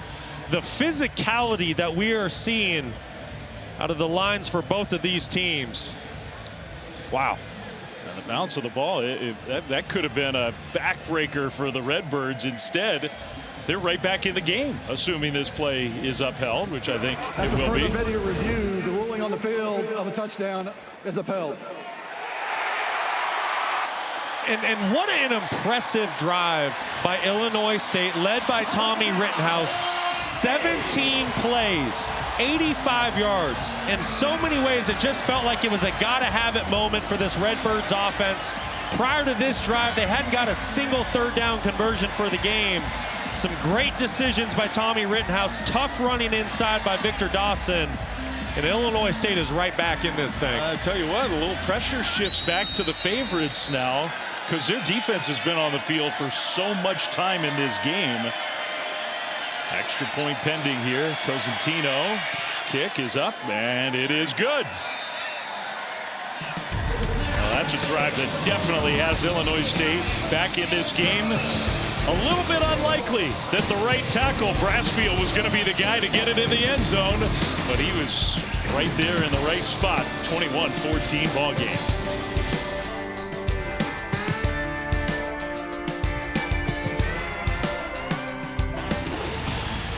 You know, why does this Illinois State team have so much belief in themselves? How about go back a few weeks to Fargo against the #1 seed, huge favorites at the Fargo Dome. They were down 14 with 3 minutes to go. Touchdown to Sobkowitz. Forced fumble on the strip sack. 4th and goal. Rittenhouse scrambling. Finds his star receiver for the would-be game tying. Instead, no, we're going for 2, trying to win the game. They convert. and steal a win against the best team in the regular season in the FCS, the #1 seed, 29-28. Part of their journey to get here, and Brock, I think it's a big reason why they just don't feel like they're out of any of these games. That's exactly right. One of the all-time great FCS playoff upsets, without a doubt. In a game like that, the belief, the confidence that it gives your football team, you say, we can beat anybody, anywhere, anytime, and that's why the Redbirds, they haven't blinked for a half a second tonight when they've been trailing. They've been in the fight before. They are a calloused football team. The end of the first half could have killed the spirit of some teams. Big kick return here across the 35. Nicely done by Jabez Woods. That'll be good starting field position for the Montana State offense. And a little pressure on Montana State here just to keep the ball for a bit. They're being outplayed in terms of total plays run and time of possession big time. Well, listen, Justin Lamson was very comfortable operating from the pocket in the first half. He was essentially able to do anything he wanted. His offensive line gave him plenty of time to operate. He was able to get outside the pocket a couple times, use his legs, make plays down the field. But in that opening series of the third quarter, Illinois State changed the game plan, said, hey, no more soft zone coverage. We're bringing pressures, and it affected Lamson. On the first play of the drive, Lamson, play fake, is going to throw, and that one knocked away, incomplete. Intended for Taco Dowler. Patrick Bauer got a hand up and knocked it down. He had one incompletion, Brock Lamson did, in the first half. He already has 3 in the second half. I'm telling you, he was flawless in the first half. He was comfortable. This is a great job of Bauer using every inch of his 6'3" frame to get a hand on the football. But what started that play? The Redbirds brought pressure once again. They were not doing that on first and second down in the first half. It is affecting the Bobcat offense right now. 2nd and 10. Lamson, just a 4-man rush this time across the middle, incomplete. So here we go again. It's 3rd and 10. We didn't see any body language like that in the first half. No, we didn't, but it's because he's starting to feel the defensive front for Illinois State. I thought Reese Edwards did an excellent job with his bull rush on second down to get the offensive tackle back in Lamson's lap. What an opportunity for the Redbirds. They're feeling it on their sideline. They got to stop. Then they went down and scored. Now it's 3rd and 10. Lamson, pressure comes. Pressure picked up. Lamson delivers, and the pass is caught by Woods. First down into Illinois State territory. Well, that's a big-time throw when the Bobcats desperately needed it. Great job of Lamson working all the way through his progression. He starts on the right side of the field, comes back late down the left side to Woods. Woods does a great job settling in the zone hole. And that is a pickup Montana State needed. On 3rd and 10, they get 20. Gonna hand the ball off here. No, Lamson faked it, keeps it. Lamson, again, just no sliding from this big quarterback who loves to run the ball inside the 30 down to the 25, gain of 18. Well, Lamson just does this so well. His only job is to read Bauer, and as soon as he sees him kind of slow play the running back, that cues Lamson, hey, I'm going to keep the football. Well, if a defensive end is going to crash like that, you need a linebacker scraping over the top to play quarterback. Illinois State doesn't have that, and Lamson will make you pay. They'll say the ball's actually back at the 26-yard line. Still 1st and 10, Montana State. Back-to-back big plays. This time Jones will get the ball. Jones, who's made things happen when he's touched it tonight. That's only his 5th carry of the game. He gains 4. Well, you got to think he's battling some sort of an injury. Went out earlier in the ball game, got checked out in the injury tent, but got back out there on the field. And I think a big reason why he's only had 5 carries, and you look at Julius Davis only with 2, the other starting running back, it's because of how well Justin Lamson was throwing the football, the defense that Illinois State was presenting. But the Montana State offense is at their best when they remain balanced. Dowler motion there. They're going to give it to Taco. Dowler cuts it. Back inside. Taco Dowler dives into the end zone. Touchdown. He's done it again.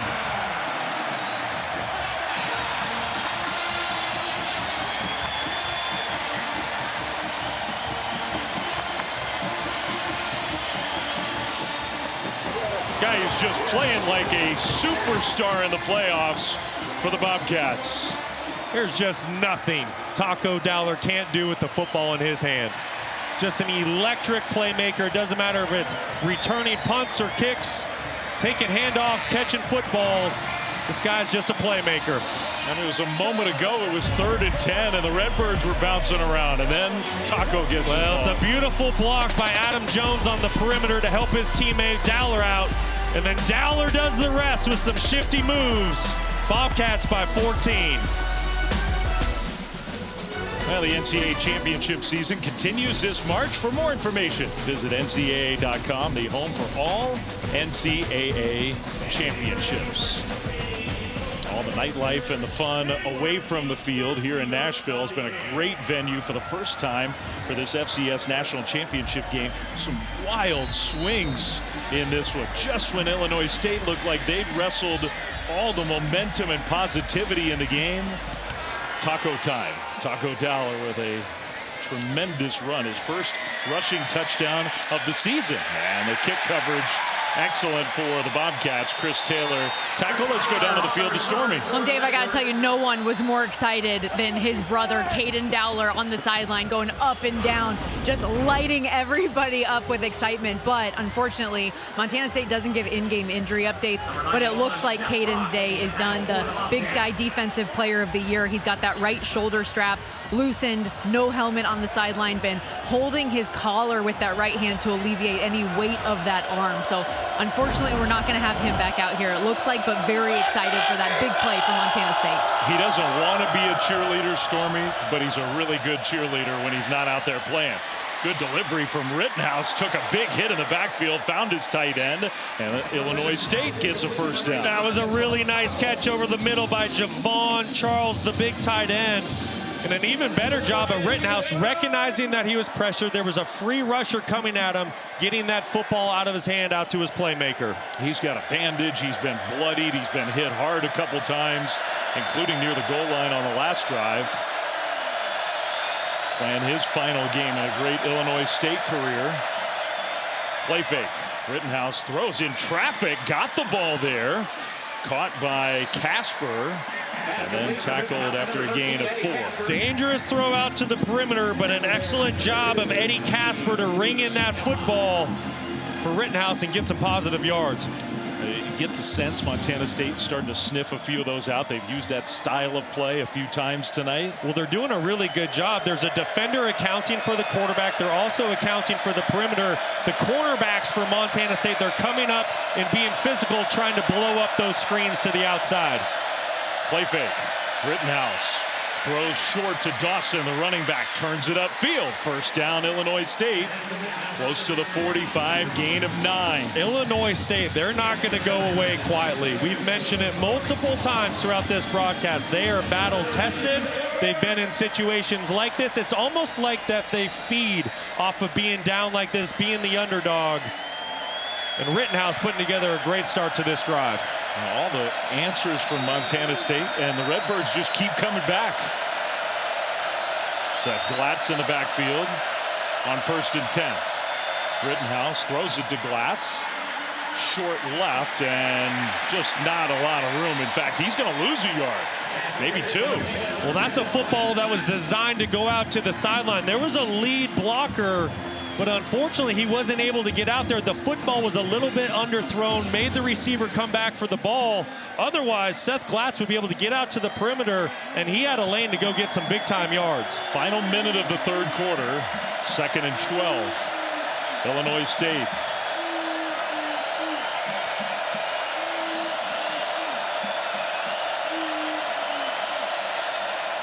Handoff Glatz, left side, big hole. Glatz, that's his style. Power run into Montana State territory. First down, Redbirds. You know, I've seen this a couple times by Kenny Ide. He keeps diving inside. Well, when you do that, you don't set an edge. And this is just too easy for All-American left tackle Jake Pope. Anytime you crash inside as a defensive end, you're going to let him go down there, wash him down, and that's what allows Glatz to get out to the perimeter. He put the hit on Petrie, not the other way around. First down, play fake. Rittenhouse, pressure, gets away. Gets away again. Now he's going to scramble. Rittenhouse dives down to the 41-yard line. Ended up getting 5 on the final play of the third quarter of this FCS National Championship game. It's been a highly entertaining game and very much still in the balance. All the emotion of a title on the line. We're 15 minutes away from crowning a national champion here in Nashville. Back in Nashville with Montana State head coach Brent Vigen. All right, 1 quarter to go here for your group. How do you close this thing out? Well, we got to finish on defense there, okay? We can't let Rittenhouse get out. And then offensively, the next opportunity, we got to find a way to run the ball and continue to wear them out. Takes both sides, special teams at the same time. So, like where we're at, but this is a team that come back before, so we got to finish. Thanks, Coach. Thanks, Stormy. Thanks, Brent Vigen, looking for his first national championship as a head coach. Montana State's first national championship since 1984. They're 15 minutes away, but playing a tough group to put away. Victor Dawson on second down. Dawson takes a big hit, but fell forward and got enough for an Illinois State first down. I tell you what, Victor Dawson, he has just been running with bad intentions all night long. You can see the look in his eyes. 5'11", 220 pounds. He is just so hard to get down to the ground. Yeah, another game over 100 yards, 4th straight playoff game with 100+ yards rushing. He was not the starter for much of the year. 1st and 10, Illinois State inside the Bobcats 40. Early 4th quarter. Rittenhouse, play fake, swings it out left side, trying to get around the corner and breaking tackles. That's Casper. We got inside the 30 down to the 29. Rittenhouse is just seeing the field so well tonight. Anytime that extra defender for Montana State wants to get nosy and start playing the run, he flips the football out to the perimeter, really taking the best of both worlds right now. And he's 24 of 35. He's played a heck of a championship game, just like his counterpart on the other side, Justin Lampson. 9 different receivers with a catch for the Redbirds. 2nd and 3.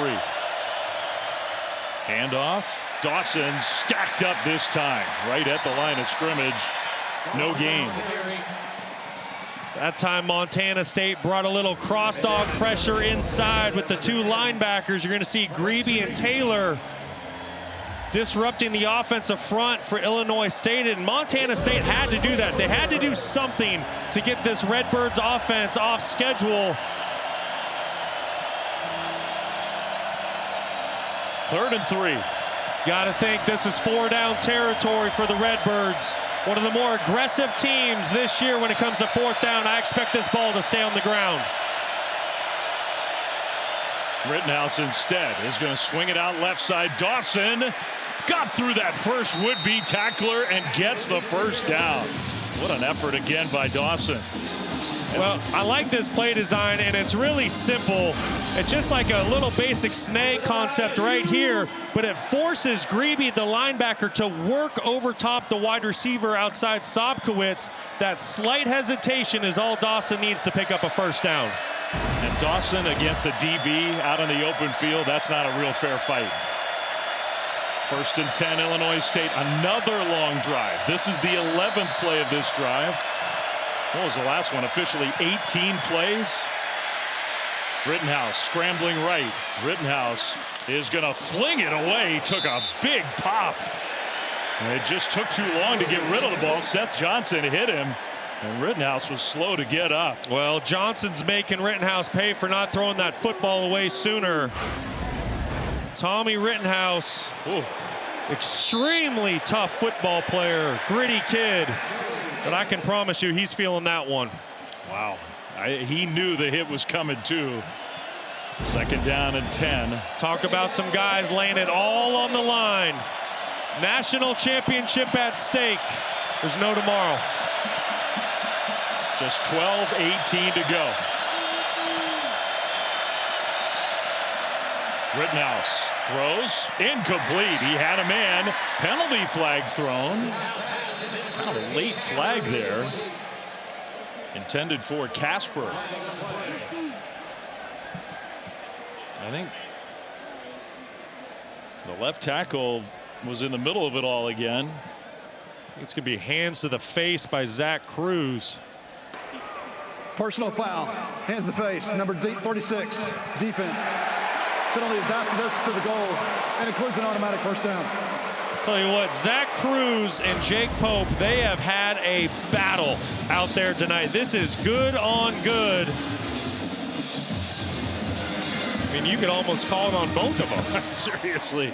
And maybe the finish to the play is what got the penalty flag against Cruz. I mean, talk about a bailout for the Redbirds. Rittenhouse misses an open wide receiver. You have to think the hit from Johnson affected that throw. But new life for Illinois State on this drive. It was going to be 3rd and 10. Instead, it's 1st and 10 from the 13-yard line. Dawson carries. Dawson lunges across the 10. Tell you what, this is a really quick triggering defense by Montana State right now. What do I mean by that? The linebackers and safeties are flying downhill. I guarantee you, offensive coordinator Tony Peterson is seeing that, and at some point expect a hard play action here, trying to get an offensive playmaker to the 2nd or 3rd level. Part of the field where Sobkowitz is so tough to stop. Dawson in the backfield. Play fake. No, they give it to him. Left side run, pushing. Stopped about 2 yards short. It'll be 3rd down. And there's no doubt with the score, with the game situation, where Illinois State is on the field. They are not kicking field goals. So you have to wonder, does Tony Peterson just ground and pound with Victor Dawson trying to pick up this 1st down, or do you go a little bit of reverse psychology, hard play action, and try to pop a pass over the top? Another 7+ minute drive here. 3rd and 3. Dawson in the backfield. They give it to Dawson, and I don't know. We'll see about the spot. I think he got there close.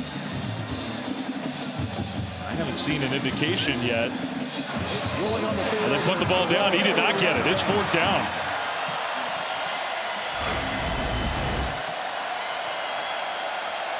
They get the spot right. Yes. They did. Yep. 4th down. You think anyone's getting the ball but Victor Dawson here? It would take some guts to do anything else. I wouldn't be surprised, though. Tommy Rittenhouse, he has been so good on the perimeter this season. If there's any way to get him to the outside. Looks like Brock Spack wants to think about this one and get the play right. And you understand why, but he's unhappy. You're down 2 touchdowns. Those timeouts are precious in the 4th quarter. But this is the play of the year for the Redbirds, down by 14. 15th play of the drive coming for Illinois State, and it's the play of this national championship game. 10:17 to go. 4th and 1 Redbirds, down 2 touchdowns. Victor Dawson, he's been grinding out the tough yards all night long.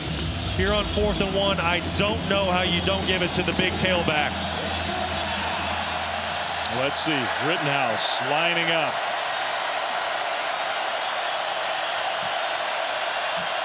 Out of the timeout on 4th and 1. Dawson shifts. They throw. End zone. Caught! Touchdown! Sobkowitz and his incredible playoffs continue. Another touchdown for the star wideout. It's 28-20 with an extra point coming. That is a big league play by Tommy Rittenhouse. I don't know if you noticed pre-snap, but he went up to the line of scrimmage. That's because he was changing the play. He noticed that Montana State was in an all-out pressure, extra defenders at the line of scrimmage, changed the play and took advantage of the one-on-one matchup outside. Extra point is up and good. The Redbirds all playoffs long, all championship game long. They will not go away. Well, Sobkowitz has been unstoppable throughout the playoffs. Nothing different about that play. Stay with us. It's going to be a great finish.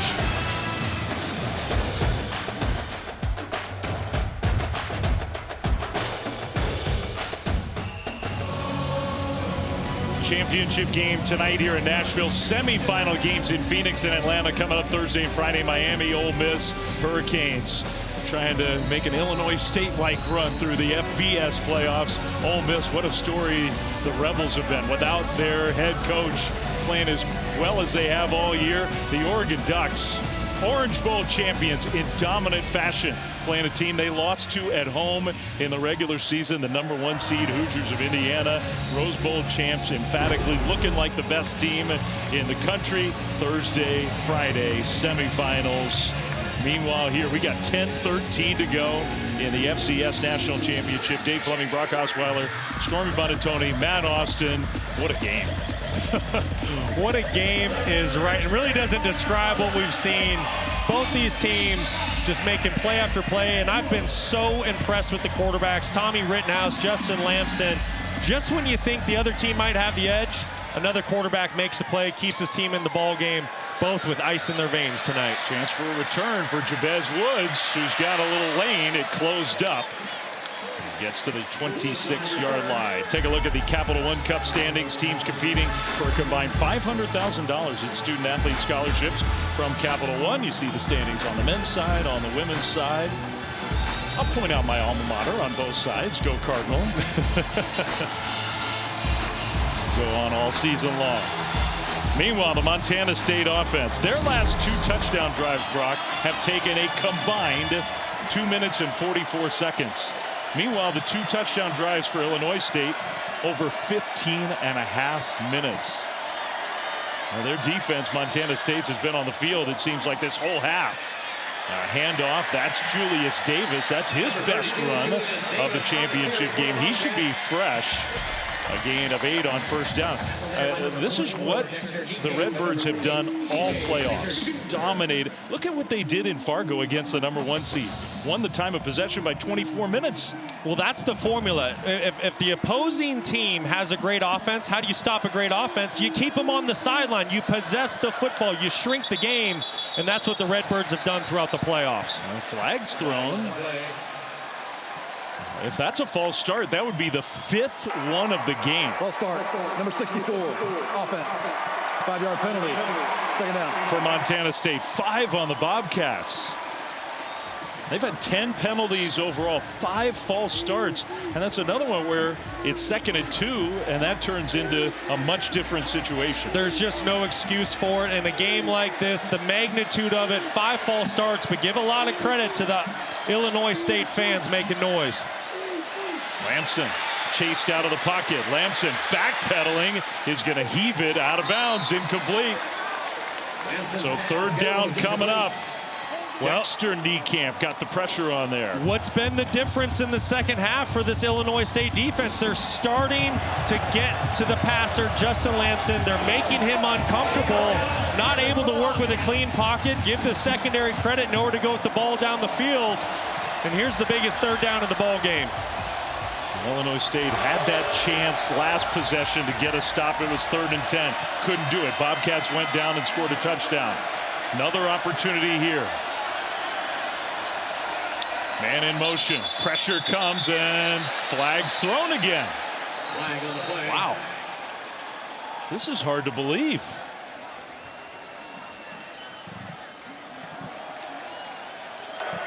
False start, number 55, offense. 5-yard penalty, 3rd down. So keep an eye on the center, JT Reed, when he snaps the football in relation to when the quarterback claps his hands. Keep an eye on it. This has happened a couple times tonight. Justin Lamson is clapping his hands, but JT Reed can't hear it because of the noise that the Illinois State fans are making. At some point, you have to go to a true silent cadence. 3rd and 12.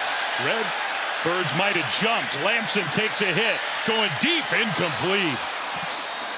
Trying to hit Dane Steele. A big hit in the backfield on the quarterback and the running back in protection. We'll see what the penalty is. Offside, defense, number 46. 5-yard penalty. Repeat, 3rd down. That's their All-American linebacker, Ty Niekamp. And I really think it was actually on 14, Mason Kaplan.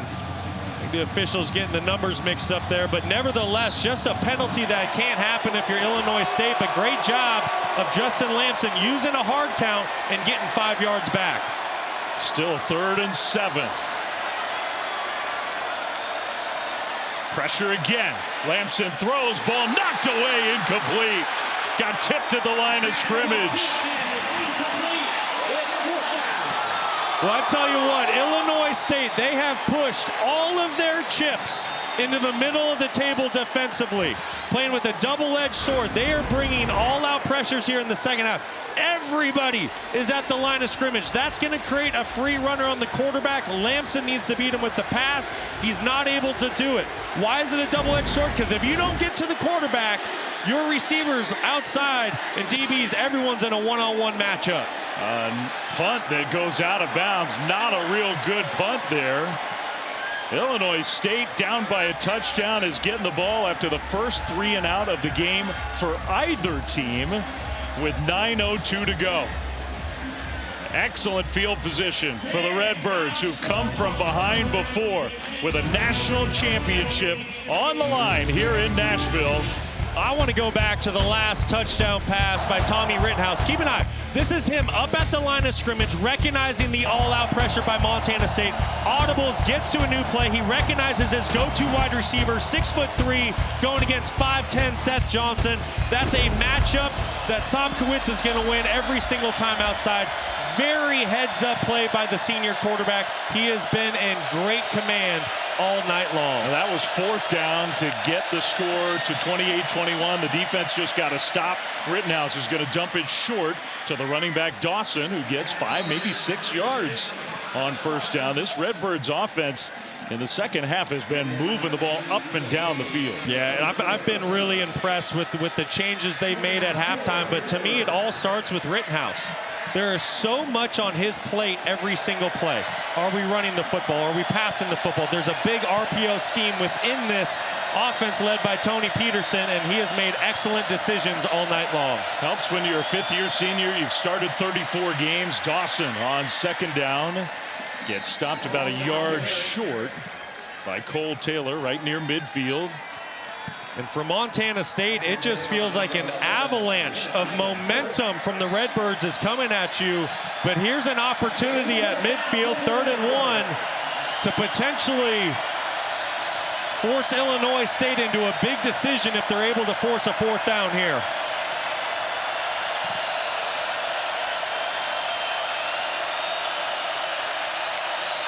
Third down, Dawson, a fake to him, throw out, right flat, caught, 1st down. That's Dylan Lord, the catch and run for a gain of 7. Once again, another great decision by Tommy Rittenhouse. He recognizes the pressure inside. Montana State brings 2 linebackers to stop the run. So what does he do? He flips the football out to the perimeter because he knows that he has numbers out there. Advantage Redbirds, big time pickup. Well, you have to think at some point this Bobcats defense is going to get a little worn down. They've been out on the field, seems like, for the whole second half. Rittenhouse this time does give it to Dawson. Gain of 2. Just impressed with Illinois State. They said to us in production meetings yesterday, it didn't matter which coach we were talking to, which player, they said, we are comfortable being uncomfortable. They haven't led for 1 second of this game, but they will not go away. Now look at those numbers in the second half, how lopsided the time of possession is. 17 and a half to 5+ minutes. And they're on the move again. A touchdown you would think would tie the game. Who knows? Rittenhouse throws. He's got his man open. That's Lord again.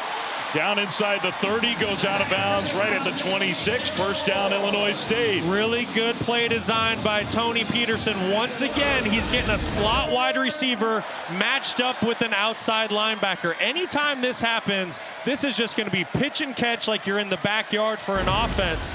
At some point in time, you would think Montana State would match the nickelback with wherever the slot wide receiver is. 10 catches for Dylan Lord in this national championship game. 1st and 10. Rittenhouse in the pocket, swings it out left side, incomplete. Carson Williams got the hit on Winker's right, and maybe better for the Redbirds that he didn't catch it. 6:05 to go.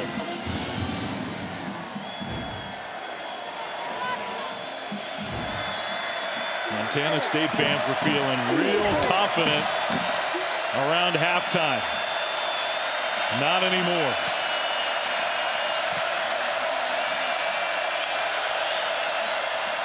Right with the carry, left side, and just not a lot of room there. Gain of a yard or so to set up third down. Good play by Alec Eckert inside. Big number 97 and 36, Zach Cruz, winning their one-on-one matchups inside.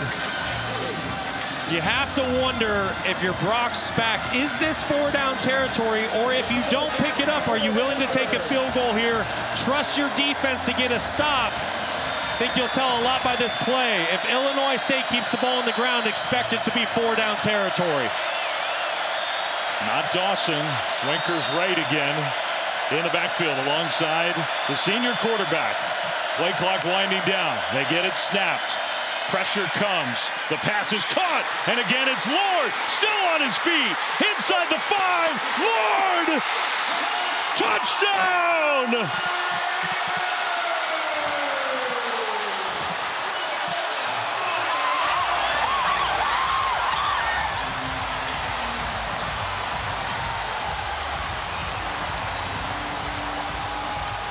What an effort by Dylan Lord, who's having a huge game. 11 catches and his first touchdown. And the Redbirds are not going to go for 2 with 5:10 left. They're going to kick it to try to tie the game. Michael Cosentino, this is only his second game as the place kicker. And he gets it up and through. Dylan Lord, what an unbelievable individual effort. Just a red shirt freshman, former walk-on, earned a scholarship, sits down in the hole in the zone defense, and then he just makes the entire defense miss. Just an unbelievable individual effort. We talked to the coaching staff about him yesterday. We said, what makes him so special? And without hesitation, they said it's his work ethic. You saw it on full display there. That was just a player that was not going to be denied. Well, what else do you want? A national championship game tonight, and with 5 minutes and 10 seconds to go, we are tied at 28. Dylan Lord, career highs in catches, yards, a spectacular touchdown to tie it in the fourth quarter.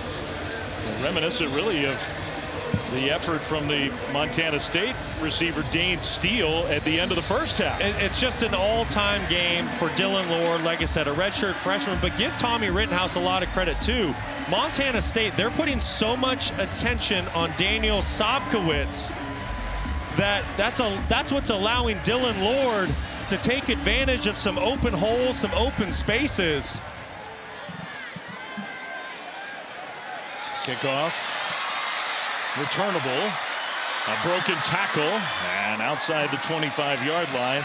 So this Bobcats offense comes back on the field, Brock, and I mean, look, the change that Illinois State has made on defense has totally flipped this game. Well, that's the theme of the second half, and right now Montana State, they don't have great answers for the pressure packages that Illinois State's putting together. So if you're Montana State and you want to find some success on this drive, what's your answer for pressure? Got to get the football to Lampson's hands. I mean, you got to give the Redbirds a lot of credit because they could not stop the Montana State offense for a good chunk of this game. And now they have found a formula. Can the Bobcats answer with a championship on the line? Lampson looked like a design quarterback run, and he's stuffed. Right up the middle. Maybe got a yard. Niekamp led the way.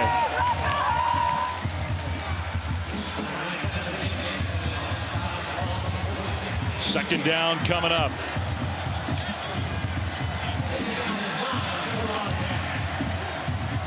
You wouldn't be surprised if Brent Vegan wanted to try to run the ball a little bit and just stay on the field for a few plays. Yeah, he's just trying to break the momentum of the Illinois State defense right now. He's just trying to get this offense back on track. Did they move again? They did. I can't remember anything like this. Ball start, number 55, offense. It's the center again.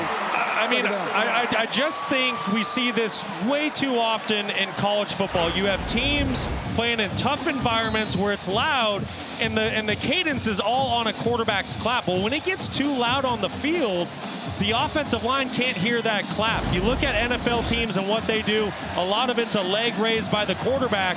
And right now, the Illinois State fans, they are making a big difference in this football game, and they have all night. 7 false starts. Swing it out to Taco Dowler.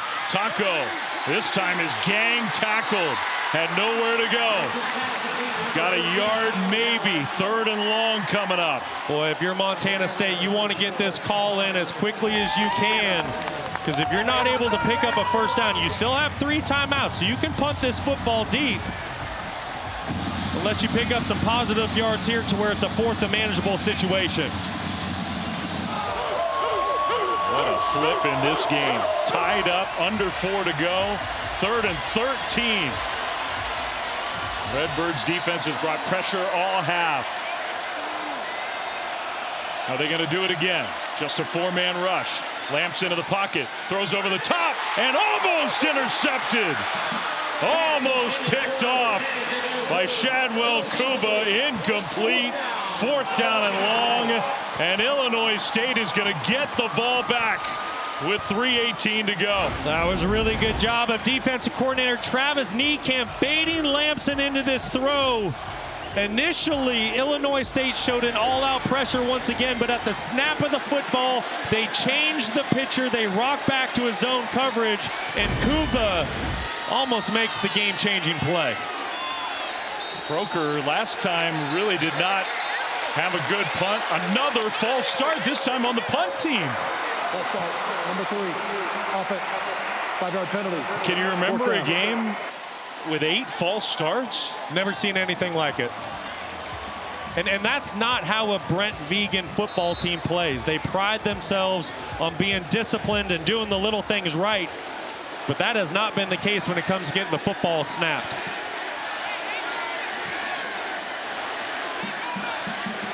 So now Froker standing at the 5-yard line. Not pressured, and a much better punt is sending Casper back all the way to the 35. Is going to turn it upfield. Good coverage there. So that was excellent special teams execution by the Bobcats. Tie game, 3:09 to go. The senior quarterback, one of the great players in the history of Illinois State, is, well, we won't calculate field goal yardage, but what's at stake? The first national championship in the history of the Redbirds program. And don't you feel that they're just a team of destiny, setting an FCS playoff record, winning 4 consecutive games on the road to get here to Nashville tonight? The improbable win over North Dakota State, the #1 team in the bracket. And here we go with 3:09 to play. How much gas is in the tank for the Bobcats defense? Well, on that play they had some. Handoff to Dawson, tackled by Eckert for a short gain. I'll tell you what, Eckert's played a really good game inside for the Bobcats. Kind of that anchor in the middle, just a farm strong kid out of Lewiston, Idaho. 2nd and 7. Clock continues to roll. Under 3 minutes to go.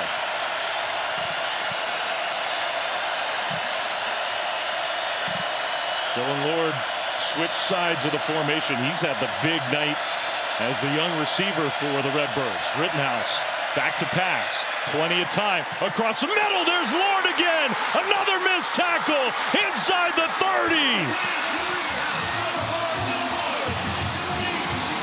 Excellent play design. The linebackers for Montana State do not carry him up the middle of the field. Somebody has to take him. You can't give a wide receiver like this free access against split safeties. Too easy for Illinois State. They spot it back at the 30-yard line, but still 33 yards through the air. 2-minute timeout. And the Redbirds are oh so close to their first national championship. Wasn't looking all that likely after Dane Steele and Taco Dowler did their spectacular stuff. But in the 4th quarter, Illinois State's been in charge and on the move again.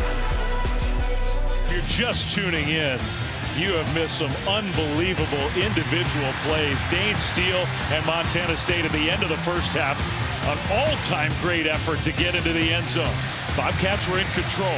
Taco Dowler made it a two-score game again, 28-14 in the third quarter. Montana State really felt in charge. Illinois State's been behind the whole game. But Sobkowitz with another touchdown catch. Then the freshman Dylan Lord weaving his way through the Montana State secondary to score to tie the game. The defense got a stop.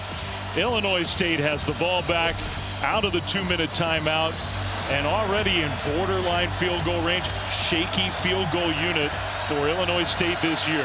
They do not want to leave it on the kicking game. 2 minutes to go.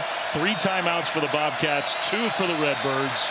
And Tommy Rittenhouse in the shotgun is going to hand it off straight ahead. Dawson powering forward, and he gets 4 on first down, and they'll stop the clock. Montana State is going to burn one of those timeouts.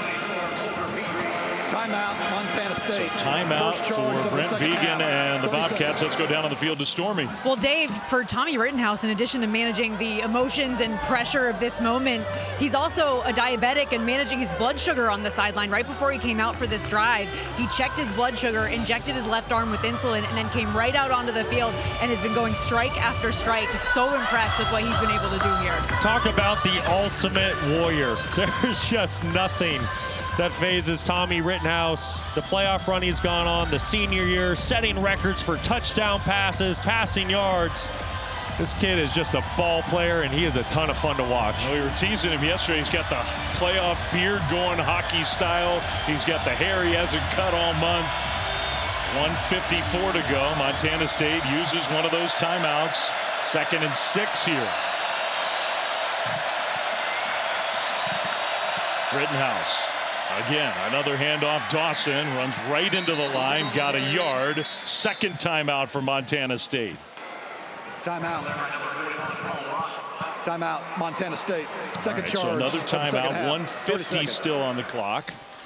By the way, when we're done, coming up on SportsCenter, Nicole Briscoe, Michael Eaves getting ready. Analysis of both CFP semifinal games, obviously at the FBS level. Miami, Ole Miss, and Indiana, Oregon. Adam Schefter joining the show to talk about all the news in the NFL. Big trade possibly brewing in the NBA. All that and much more when we're done here. 1:50 to play in this FCS National Championship game. There's the brand new kicker. I mean, it's hard to believe that it could come down to Michael Cosentino. He was not the kicker until the semifinals. Yeah, and they're really not in his field goal range yet. Talking with Brock Spack yesterday, he said we feel good about him 40 and in. In order to get there, you need to get inside the 22-yard line. This is a massive 3rd down. I don't think they would kick it from here. Rittenhouse will keep it. Rittenhouse sort of stumbled. Rittenhouse dives ahead, and he's short by a yard. It's 4th down, and I can't imagine that Illinois State, even at the 20-yard line, is going to kick. They're going to go for it. Unbelievable. Just a college kicker situation. I think Illinois State, they're going to run some clock off. They're going to end up taking a timeout just to give themselves some extra time to think about how they want to go about this.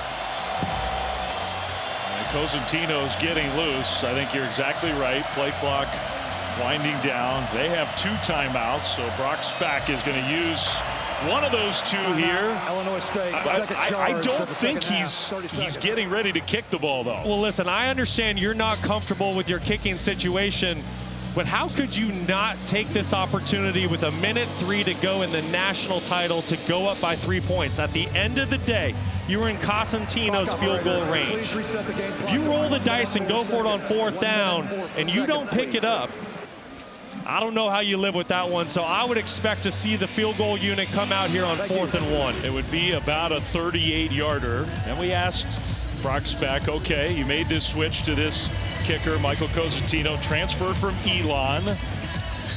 And what's his range? He said 40. Cosentino, he did a great job in the semifinal against Villanova. It was his first career start. He went 3 for 3. But here we go. The biggest kick of his life. to put his team ahead in a national championship game with 1 minute and 4 seconds left. His second career start at Illinois State.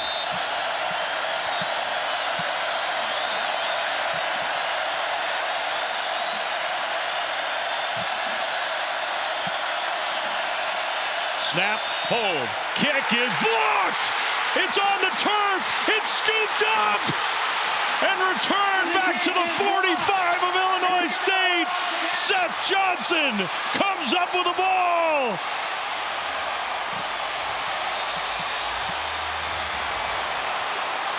McMillan with the block. What a play by Montana State, just coming free off the edge, end man on the line of scrimmage for Illinois State, barely gets a hand on him. There's an injured player down. The Redbirds decide to kick, and it backfires. Unbelievable. Top of your screen. Wow. He flew around the corner. What an effort by McMillan, and Johnson scooped it and kept running. It was not a great snap, but I don't think that was the ultimate factor in that play. They've had 6 kicks blocked this year, and for the head coach, I'm sure he just cannot believe it. No, as much as it's happened this year, nobody can believe it. Unbelievable effort by Chase McMillan. So now all Rittenhouse can do, you can read his lips, go for it. He did not want to kick. Now Lampson and the Montana State offense, the throw. Taco Dowler catches, darts his way to the outside. I say Dowler, that was Dane Steele with a good move. And Montana State trying to play with some urgency here. They only have the 1 timeout, and they're headed towards field goal range. And Montana State, they're in Sandsted's field goal range here, especially with the wind at their back. 36 seconds to go. Lampson can't take a sack, but he does. They might be out of field goal range. Now a timeout. Montana State has to use their last timeout to stop the clock. Timeout. Montana State. That's the one thing that can happen. Cardinal sin for a quarterback in a 2-minute drill, and especially when you're in field goal range. Miles Sandstead has a big leg. You get inside the 40-yard line, especially with the wind at your back, he's going to have an opportunity to go win the game. That's just a football that Justin Lampson has to get rid of. You can't take a sack in that situation. I mean, it's 2 things, right? Number 1, every yard is precious when you're talking about your field goal kicker potentially trying to win a national championship. Number 2, you have to use that last timeout. Now you have none. So if you don't get it on 3rd down here, you got to have a nice clean operation, be ready to go if you're going to kick. That's correct, but there is plenty of time. With 28 seconds, this ball does not have to go past the line to gain. If Montana State comes up short, but they're in field goal range inside the 40, they have time to run Sandstead out there for a kick. 3rd down and 9. Out of the timeout. Illinois State showing an all-out pressure. They snap it, and Lampson wasn't ready. Scoops it up and goes down. Illinois State needs to take a timeout. I think they just did. I mean, Brent Vigen can't, the center can't get the ball snapped in this game. Just unbelievable. I mean, this has been going on all night long. JT Reed cannot hear the clap of his quarterback. The Illinois State fans are doing a tremendous job affecting this football game. I am just shocked that Montana State has not made an adjustment to go to a true silent cadence. And you think back to the last 2 plays, if all the Bobcats had done is just go under center and hand the ball off, correct, they'd be lining up to try to win the game on a long field goal. Instead, they're going to have to punt on 4th and 28. You know, I understand why you wouldn't just run the football if you're Montana State. It was going to be a long field goal for Sandstead. You want to try to make it more makeable. And you have a lot of trust in your quarterback, but he makes a critical error. Then your center can't hear the clap. And here you go, punting the football back to Illinois State. And everybody on Montana State side is going to have to gain some composure here. This game is still likely now to go to overtime with a championship on the line. Froker, the punter, a lot of pressure on him for a clean catch and get the punt off with 21 seconds to go. Montana State kind of changing the protection. What a turn of events, back and forth. Froker will get the ball punted. High booming kick taken inside the 15, and great coverage, which probably guarantees now that this game's going to go to overtime. Illinois State, without a timeout, is inside their own 15-yard line. Yeah, I would be surprised if Illinois State runs a play here. You don't want to give Montana State a chance to get this football back, make a crazy play. If you do call a play, we've all seen it ran at the NFL level, the college level, high school a lot recently. It's kind of that hook and ladder. You try to hit the deep in cut from an outside receiver, and then he pitches it to the receiver running across the field, try to gain some leverage on the defense. We'll see if Illinois State is willing to push this football down the field or if they're content with taking this thing to overtime. Well, they have a spread formation here, but Dawson in the backfield alongside Rittenhouse, and they'll hand the ball off to the running back. And you do risk I don't get that. I don't get it. That, to me, is not worth the risk. If you're going to do that, just take a knee. He's not going 90 yards. I won a football game against the Chiefs because of that. They didn't take a knee. They fumbled. We score. The rest is history. National championship game and going to overtime. How does that sound? What else could you ask for here for the national title? Just craziness on both sides at the end of the game. And the end result at the finish of regulation, Montana State 28, Illinois State 28, going to overtime next. It's crunch time. In the first overtime, each team gets a possession starting at the opponent's 25-yard line. If it goes to a second overtime, teams again start at the 25-yard line, but must attempt a two-point conversion after a touchdown with no extra points allowed. From the third overtime on, teams alternate two-point conversion attempts from the 3-yard line until the game is decided. All right, so the overtime rules you're familiar with if you're an FBS fan. National championship game in the FCS, and they're getting ready for the coin flip at midfield, which is important. Congratulations, gentlemen. Have a tie ball game at the end of regulation. Illinois State choosing the coin toss. Again, heads and the tails. What's your call? Tails. Tails is the call. Tails, tails, tails. It's a heads.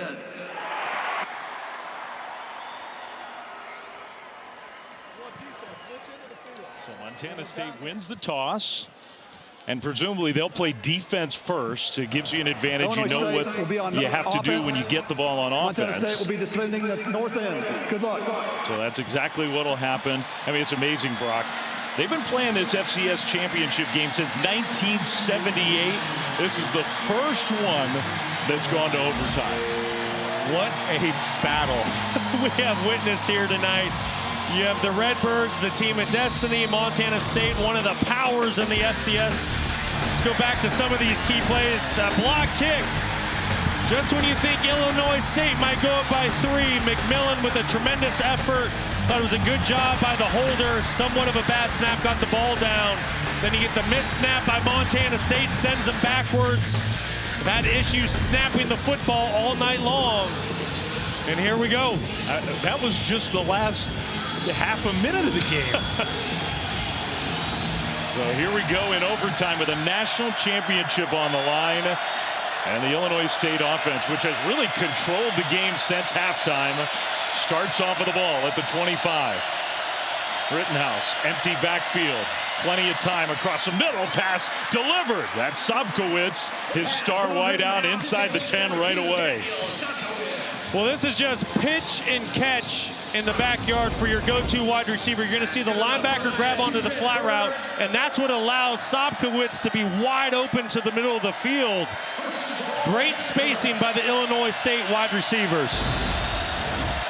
Can the Bobcats somehow force another field goal try? There's a question whether Illinois State would even try another one at this point. Kicking game, obviously a factor in overtime. First and goal. Play fake. Lord, another catch. Lord breaks a tackle. Touchdown.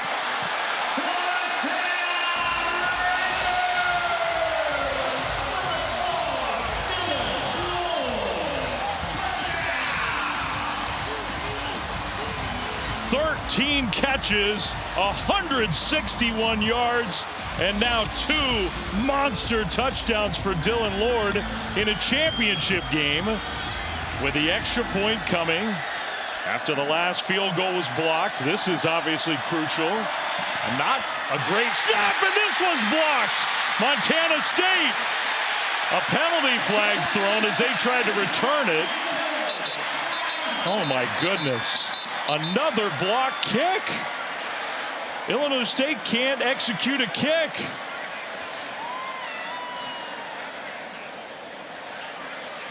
And it's silent right now with penalty flags thrown on the return of the block kick.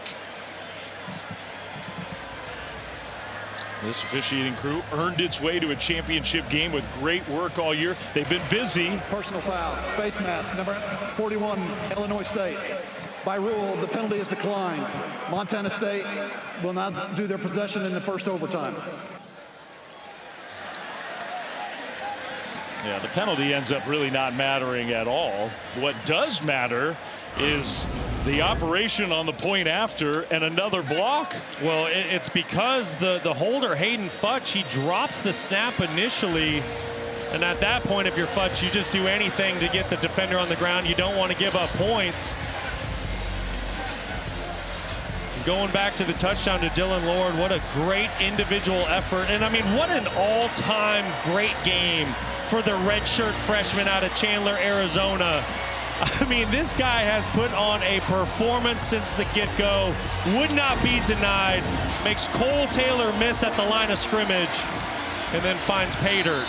So now the Redbirds defense, which has dominated in the fourth quarter, in overtime. Lampson hands it off. Davis straight ahead. Power running for him. Down inside the 15-yard line. First down, Montana State. He gains 11. We haven't seen a whole lot from Julius Davis. The one positive, he's very fresh. Yes, he is. A lot of fresh legs in the backfield for Montana State. Whether it's Justin Lampson, Adam Jones, or Julius Davis. Truly a three-headed monster. But credit Illinois State's defense tonight, holding Montana State under 100 rushing yards for the game. Well, they got to keep him out of the end zone. Hand off Davis, trying to turn the corner. Davis took a hit, got down to the 10. The missed extra point means if Montana State gets in, they're an extra point away from a national championship. And both these teams just gassed right now. These defenses have been on the field all night long. You're starting to see the offensive line wearing down the defensive front for Illinois State. Big front for the Bobcats. And you can see what the game plan is here. Justin Lampson, he's had a tough second half. I think the Bobcats are keeping the football on the ground. 2nd and 6. Davis, no. Flags thrown. Another false start. False start, number 72, offense, 5-yard penalty. Second down. That is the 9th false start penalty of the game. It's going to be right there, your left tackle, Braden Zimmer. I don't know if I necessarily saw a false start there. I didn't see that one. Yeah, it'd be a phantom call. So instead of 2nd and medium, it's 2nd and 11. Now they know it's 4-down territory, so you got 3 plays to get 11 yards.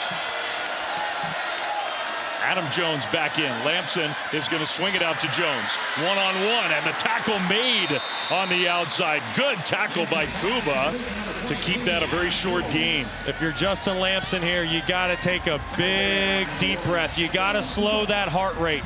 You had a fantastic first half. You were nearly perfect, only 1 incompletion. It's been a tough go in the second half, but your team needs you in a big way here. You've had an excellent season. Take a deep breath. Trust the timing of your feet, because you know the Redbirds are coming after you. 3rd and 10. Pressure comes. Lamson throws, and it's dropped. Incomplete. Woods maybe a little behind, but he had a chance to catch it. Kuba was there again. Now it's 4th down. Jabez Woods, who's made some really nice plays tonight for the Bobcats. This is just a flat-out drop. This is a play that he needs to make for his quarterback. I understand it's on your back shoulder, but blitz zero, the house is burning down. Lamson puts it on your shoulder. You got to reel that one in. So it comes down to this. It's 4th and 10. Montana State has to have it. Otherwise, Illinois State is the FCS national champion. Well, and here's the real question. How does Illinois State's defense want to play it? First half, they played some soft zone coverage. They gave up some throws. Lamson had himself a half. Then they started dialing up the pressures, and specifically all-out pressure, blitz zero. But with 4th and 10, you got some space here. I don't know if you bring that all-out pressure. I think you need to try to keep the Bobcats offense in front of you. 12 of 13 for Lamson in the first half. 5 of 13 since the first half.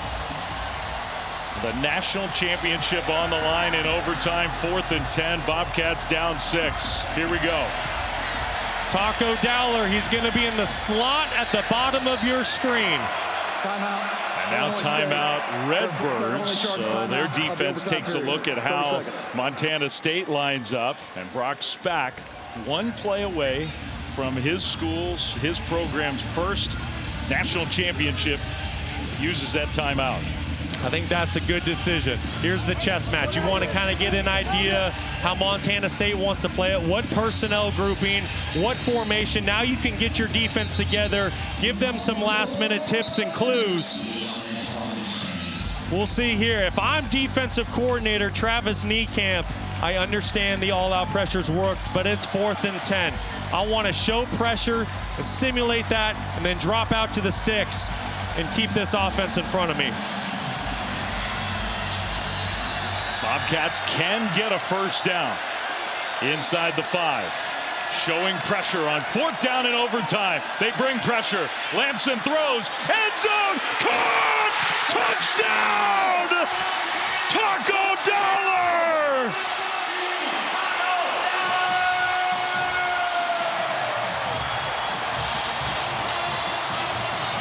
And a kick away from a championship.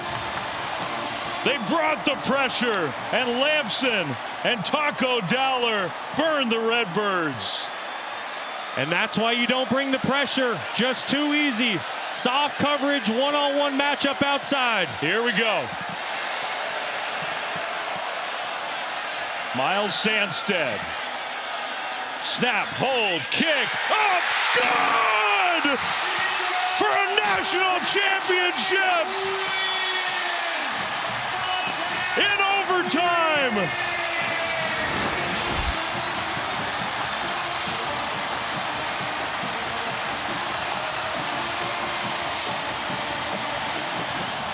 The second one in program history. The first one since 1984. Heartbreak for Illinois State. An all-time great championship game. And it ends with a point after in overtime. I can't believe what we just witnessed. What an all-time great football game. I don't care what level, pro football, college football. That was unbelievable what we just witnessed. I don't know if Brent Vegan has any words, but he's down there in the middle of it with Stormy. You knew that Illinois State wasn't going away. You said how dangerous they would be. What did it take to hang on and win this football game? Well, when things aren't going your way, you got to play the next play. You got to believe. I don't think our guys ever lost belief. That wasn't maybe how we had scripted it, but we found a way. And that's been the nature of this team all year. Couldn't be more proud of them. Plenty of things to fix, but we'll figure that out on the other side. In overtime, who else but Justin Lamson to Taco Dowler? What can you say about those two stepping up when you needed it? Well, players need to win games. And you know, as a quarterback, Justin did all the things, and Taco's a electric player, and for Coach Sturbick to put him in that trust, for Justin to put it in that, you know, it's Storybook, man. It's storybook. And again, couldn't be more proud of just how this team just kept fighting, and hardly can believe we found a way. You've been close, and the last 2 years in particular, your season ended in heartbreak. Can you put into words what this means to win the first title for Montana State since the 80s? Well, Bobcats from all the generations are a part of this. You know, the teams that have preceded have built us to this point, and you know, this group wanted to finish out for all of them. So it's amazing. This crowd is amazing. All us Bobcats are champions. Congratulations. Enjoy this. Thank you. Appreciate it. Great job, Stormy. And for Brent Vegan, Brock, I mean, you grew up in the state of Montana. You know what this means to all those former players, everybody who's been a part of that program and built it to this point. They break through, and a play that'll be remembered forever. So many in this national championship run for the Bobcats. Who else but Taco Dowler? Yeah, and how about the resiliency of Justin Lamson? Nothing went right for him in the second half, but he recognized the all-out pressure by Illinois State. He found his go-to guy in Taco Dowler, and Dowler's being covered by a safety in off coverage. I mean, this is just pitch and catch in the backyard, and that's the double-edged sword. If you bring in all-out pressure, you're going to leave your defensive backs on an island, and that's Cam Wilson one-on-one with Taco Dowler. And if you don't get to the quarterback with the pressure, I mean, that's just a really tough spot to be in for a defensive back. And Taco Dowler and Justin Lamson come up big in the biggest moment in probably 40 years for Montana State football program. You understand just the total heartbreak for Tommy Rittenhouse, who just laid it all on the line in this game. The winning quarterback, a much different feeling for him. Justin Lamson down with Stormy. Thank you, Dave. And yeah, I can see the emotion in your eyes. What are you feeling right now? I'm just like, I don't know. I always dreamt of being in this position, but now that I'm in it, I'm just trying to like take it all in. Like, this is great. It doesn't feel real. You know, we made a lot of sacrifices to be here, so I'm so happy that we won this, and you know, we deserve it. So. When the second half wasn't going your way, what was the conversation on the sideline and on the huddle to make that happen late for you guys? Honestly, I really think it came from our coaches. They were the ones that were pushing us to get together and meet up and talk and get things on the right page. You know, I thought our offense as a whole did a good job, you know, executing right there. And that's not easy to do, so I'm so happy that we won that. You talked to us yesterday about the team meeting that you guys had after starting the season 0-2 and coming together and looking yourself in the mirror to say what you needed to do to get to this point. How special is this group that you accomplished the goal you set out for? It's so crazy. I mean, it takes an army. It takes all of Bozeman. We're bringing a national championship back to Bozeman. Everybody deserves that, but it's the leadership. It's Coach Vegan. He's a great man, and all the leaders like Paul Brott and guys that, you know, just put their heart and soul into this program, and people that came before us. So thankful. Enjoy this. Congrats. Yeah, thank you. All right, great words from Justin Lamson. Great work from Stormy down there in the middle of it all, and truly an effort that built 5 years under Brent Vegan. Close calls last year, especially in this national championship game, and tonight's the night in about as unlikely a way as you could dream it up that they break through. Well, listen, since Brent Vegan arrived in Bozeman, you just felt like this was a program inching closer and closer to finally capturing that national title. You mentioned it, his third appearance in 5 seasons. But you have to remember, there's only 9 seniors on this Montana State team. They might just be back here next year. Tears on the Illinois State side, oh so close. Their magical run comes to an end. It's taco time here in Nashville, back in Bozeman, Montana. The Bobcats are national champions at the FCS level. What a game in overtime, 35-34 for our producer, Scott Epstein, our director, Tyler Honeycutt, our incredible crew. For Brock Osweiler, Stormy Bonatoni, Dave Fleming saying so long from Nashville.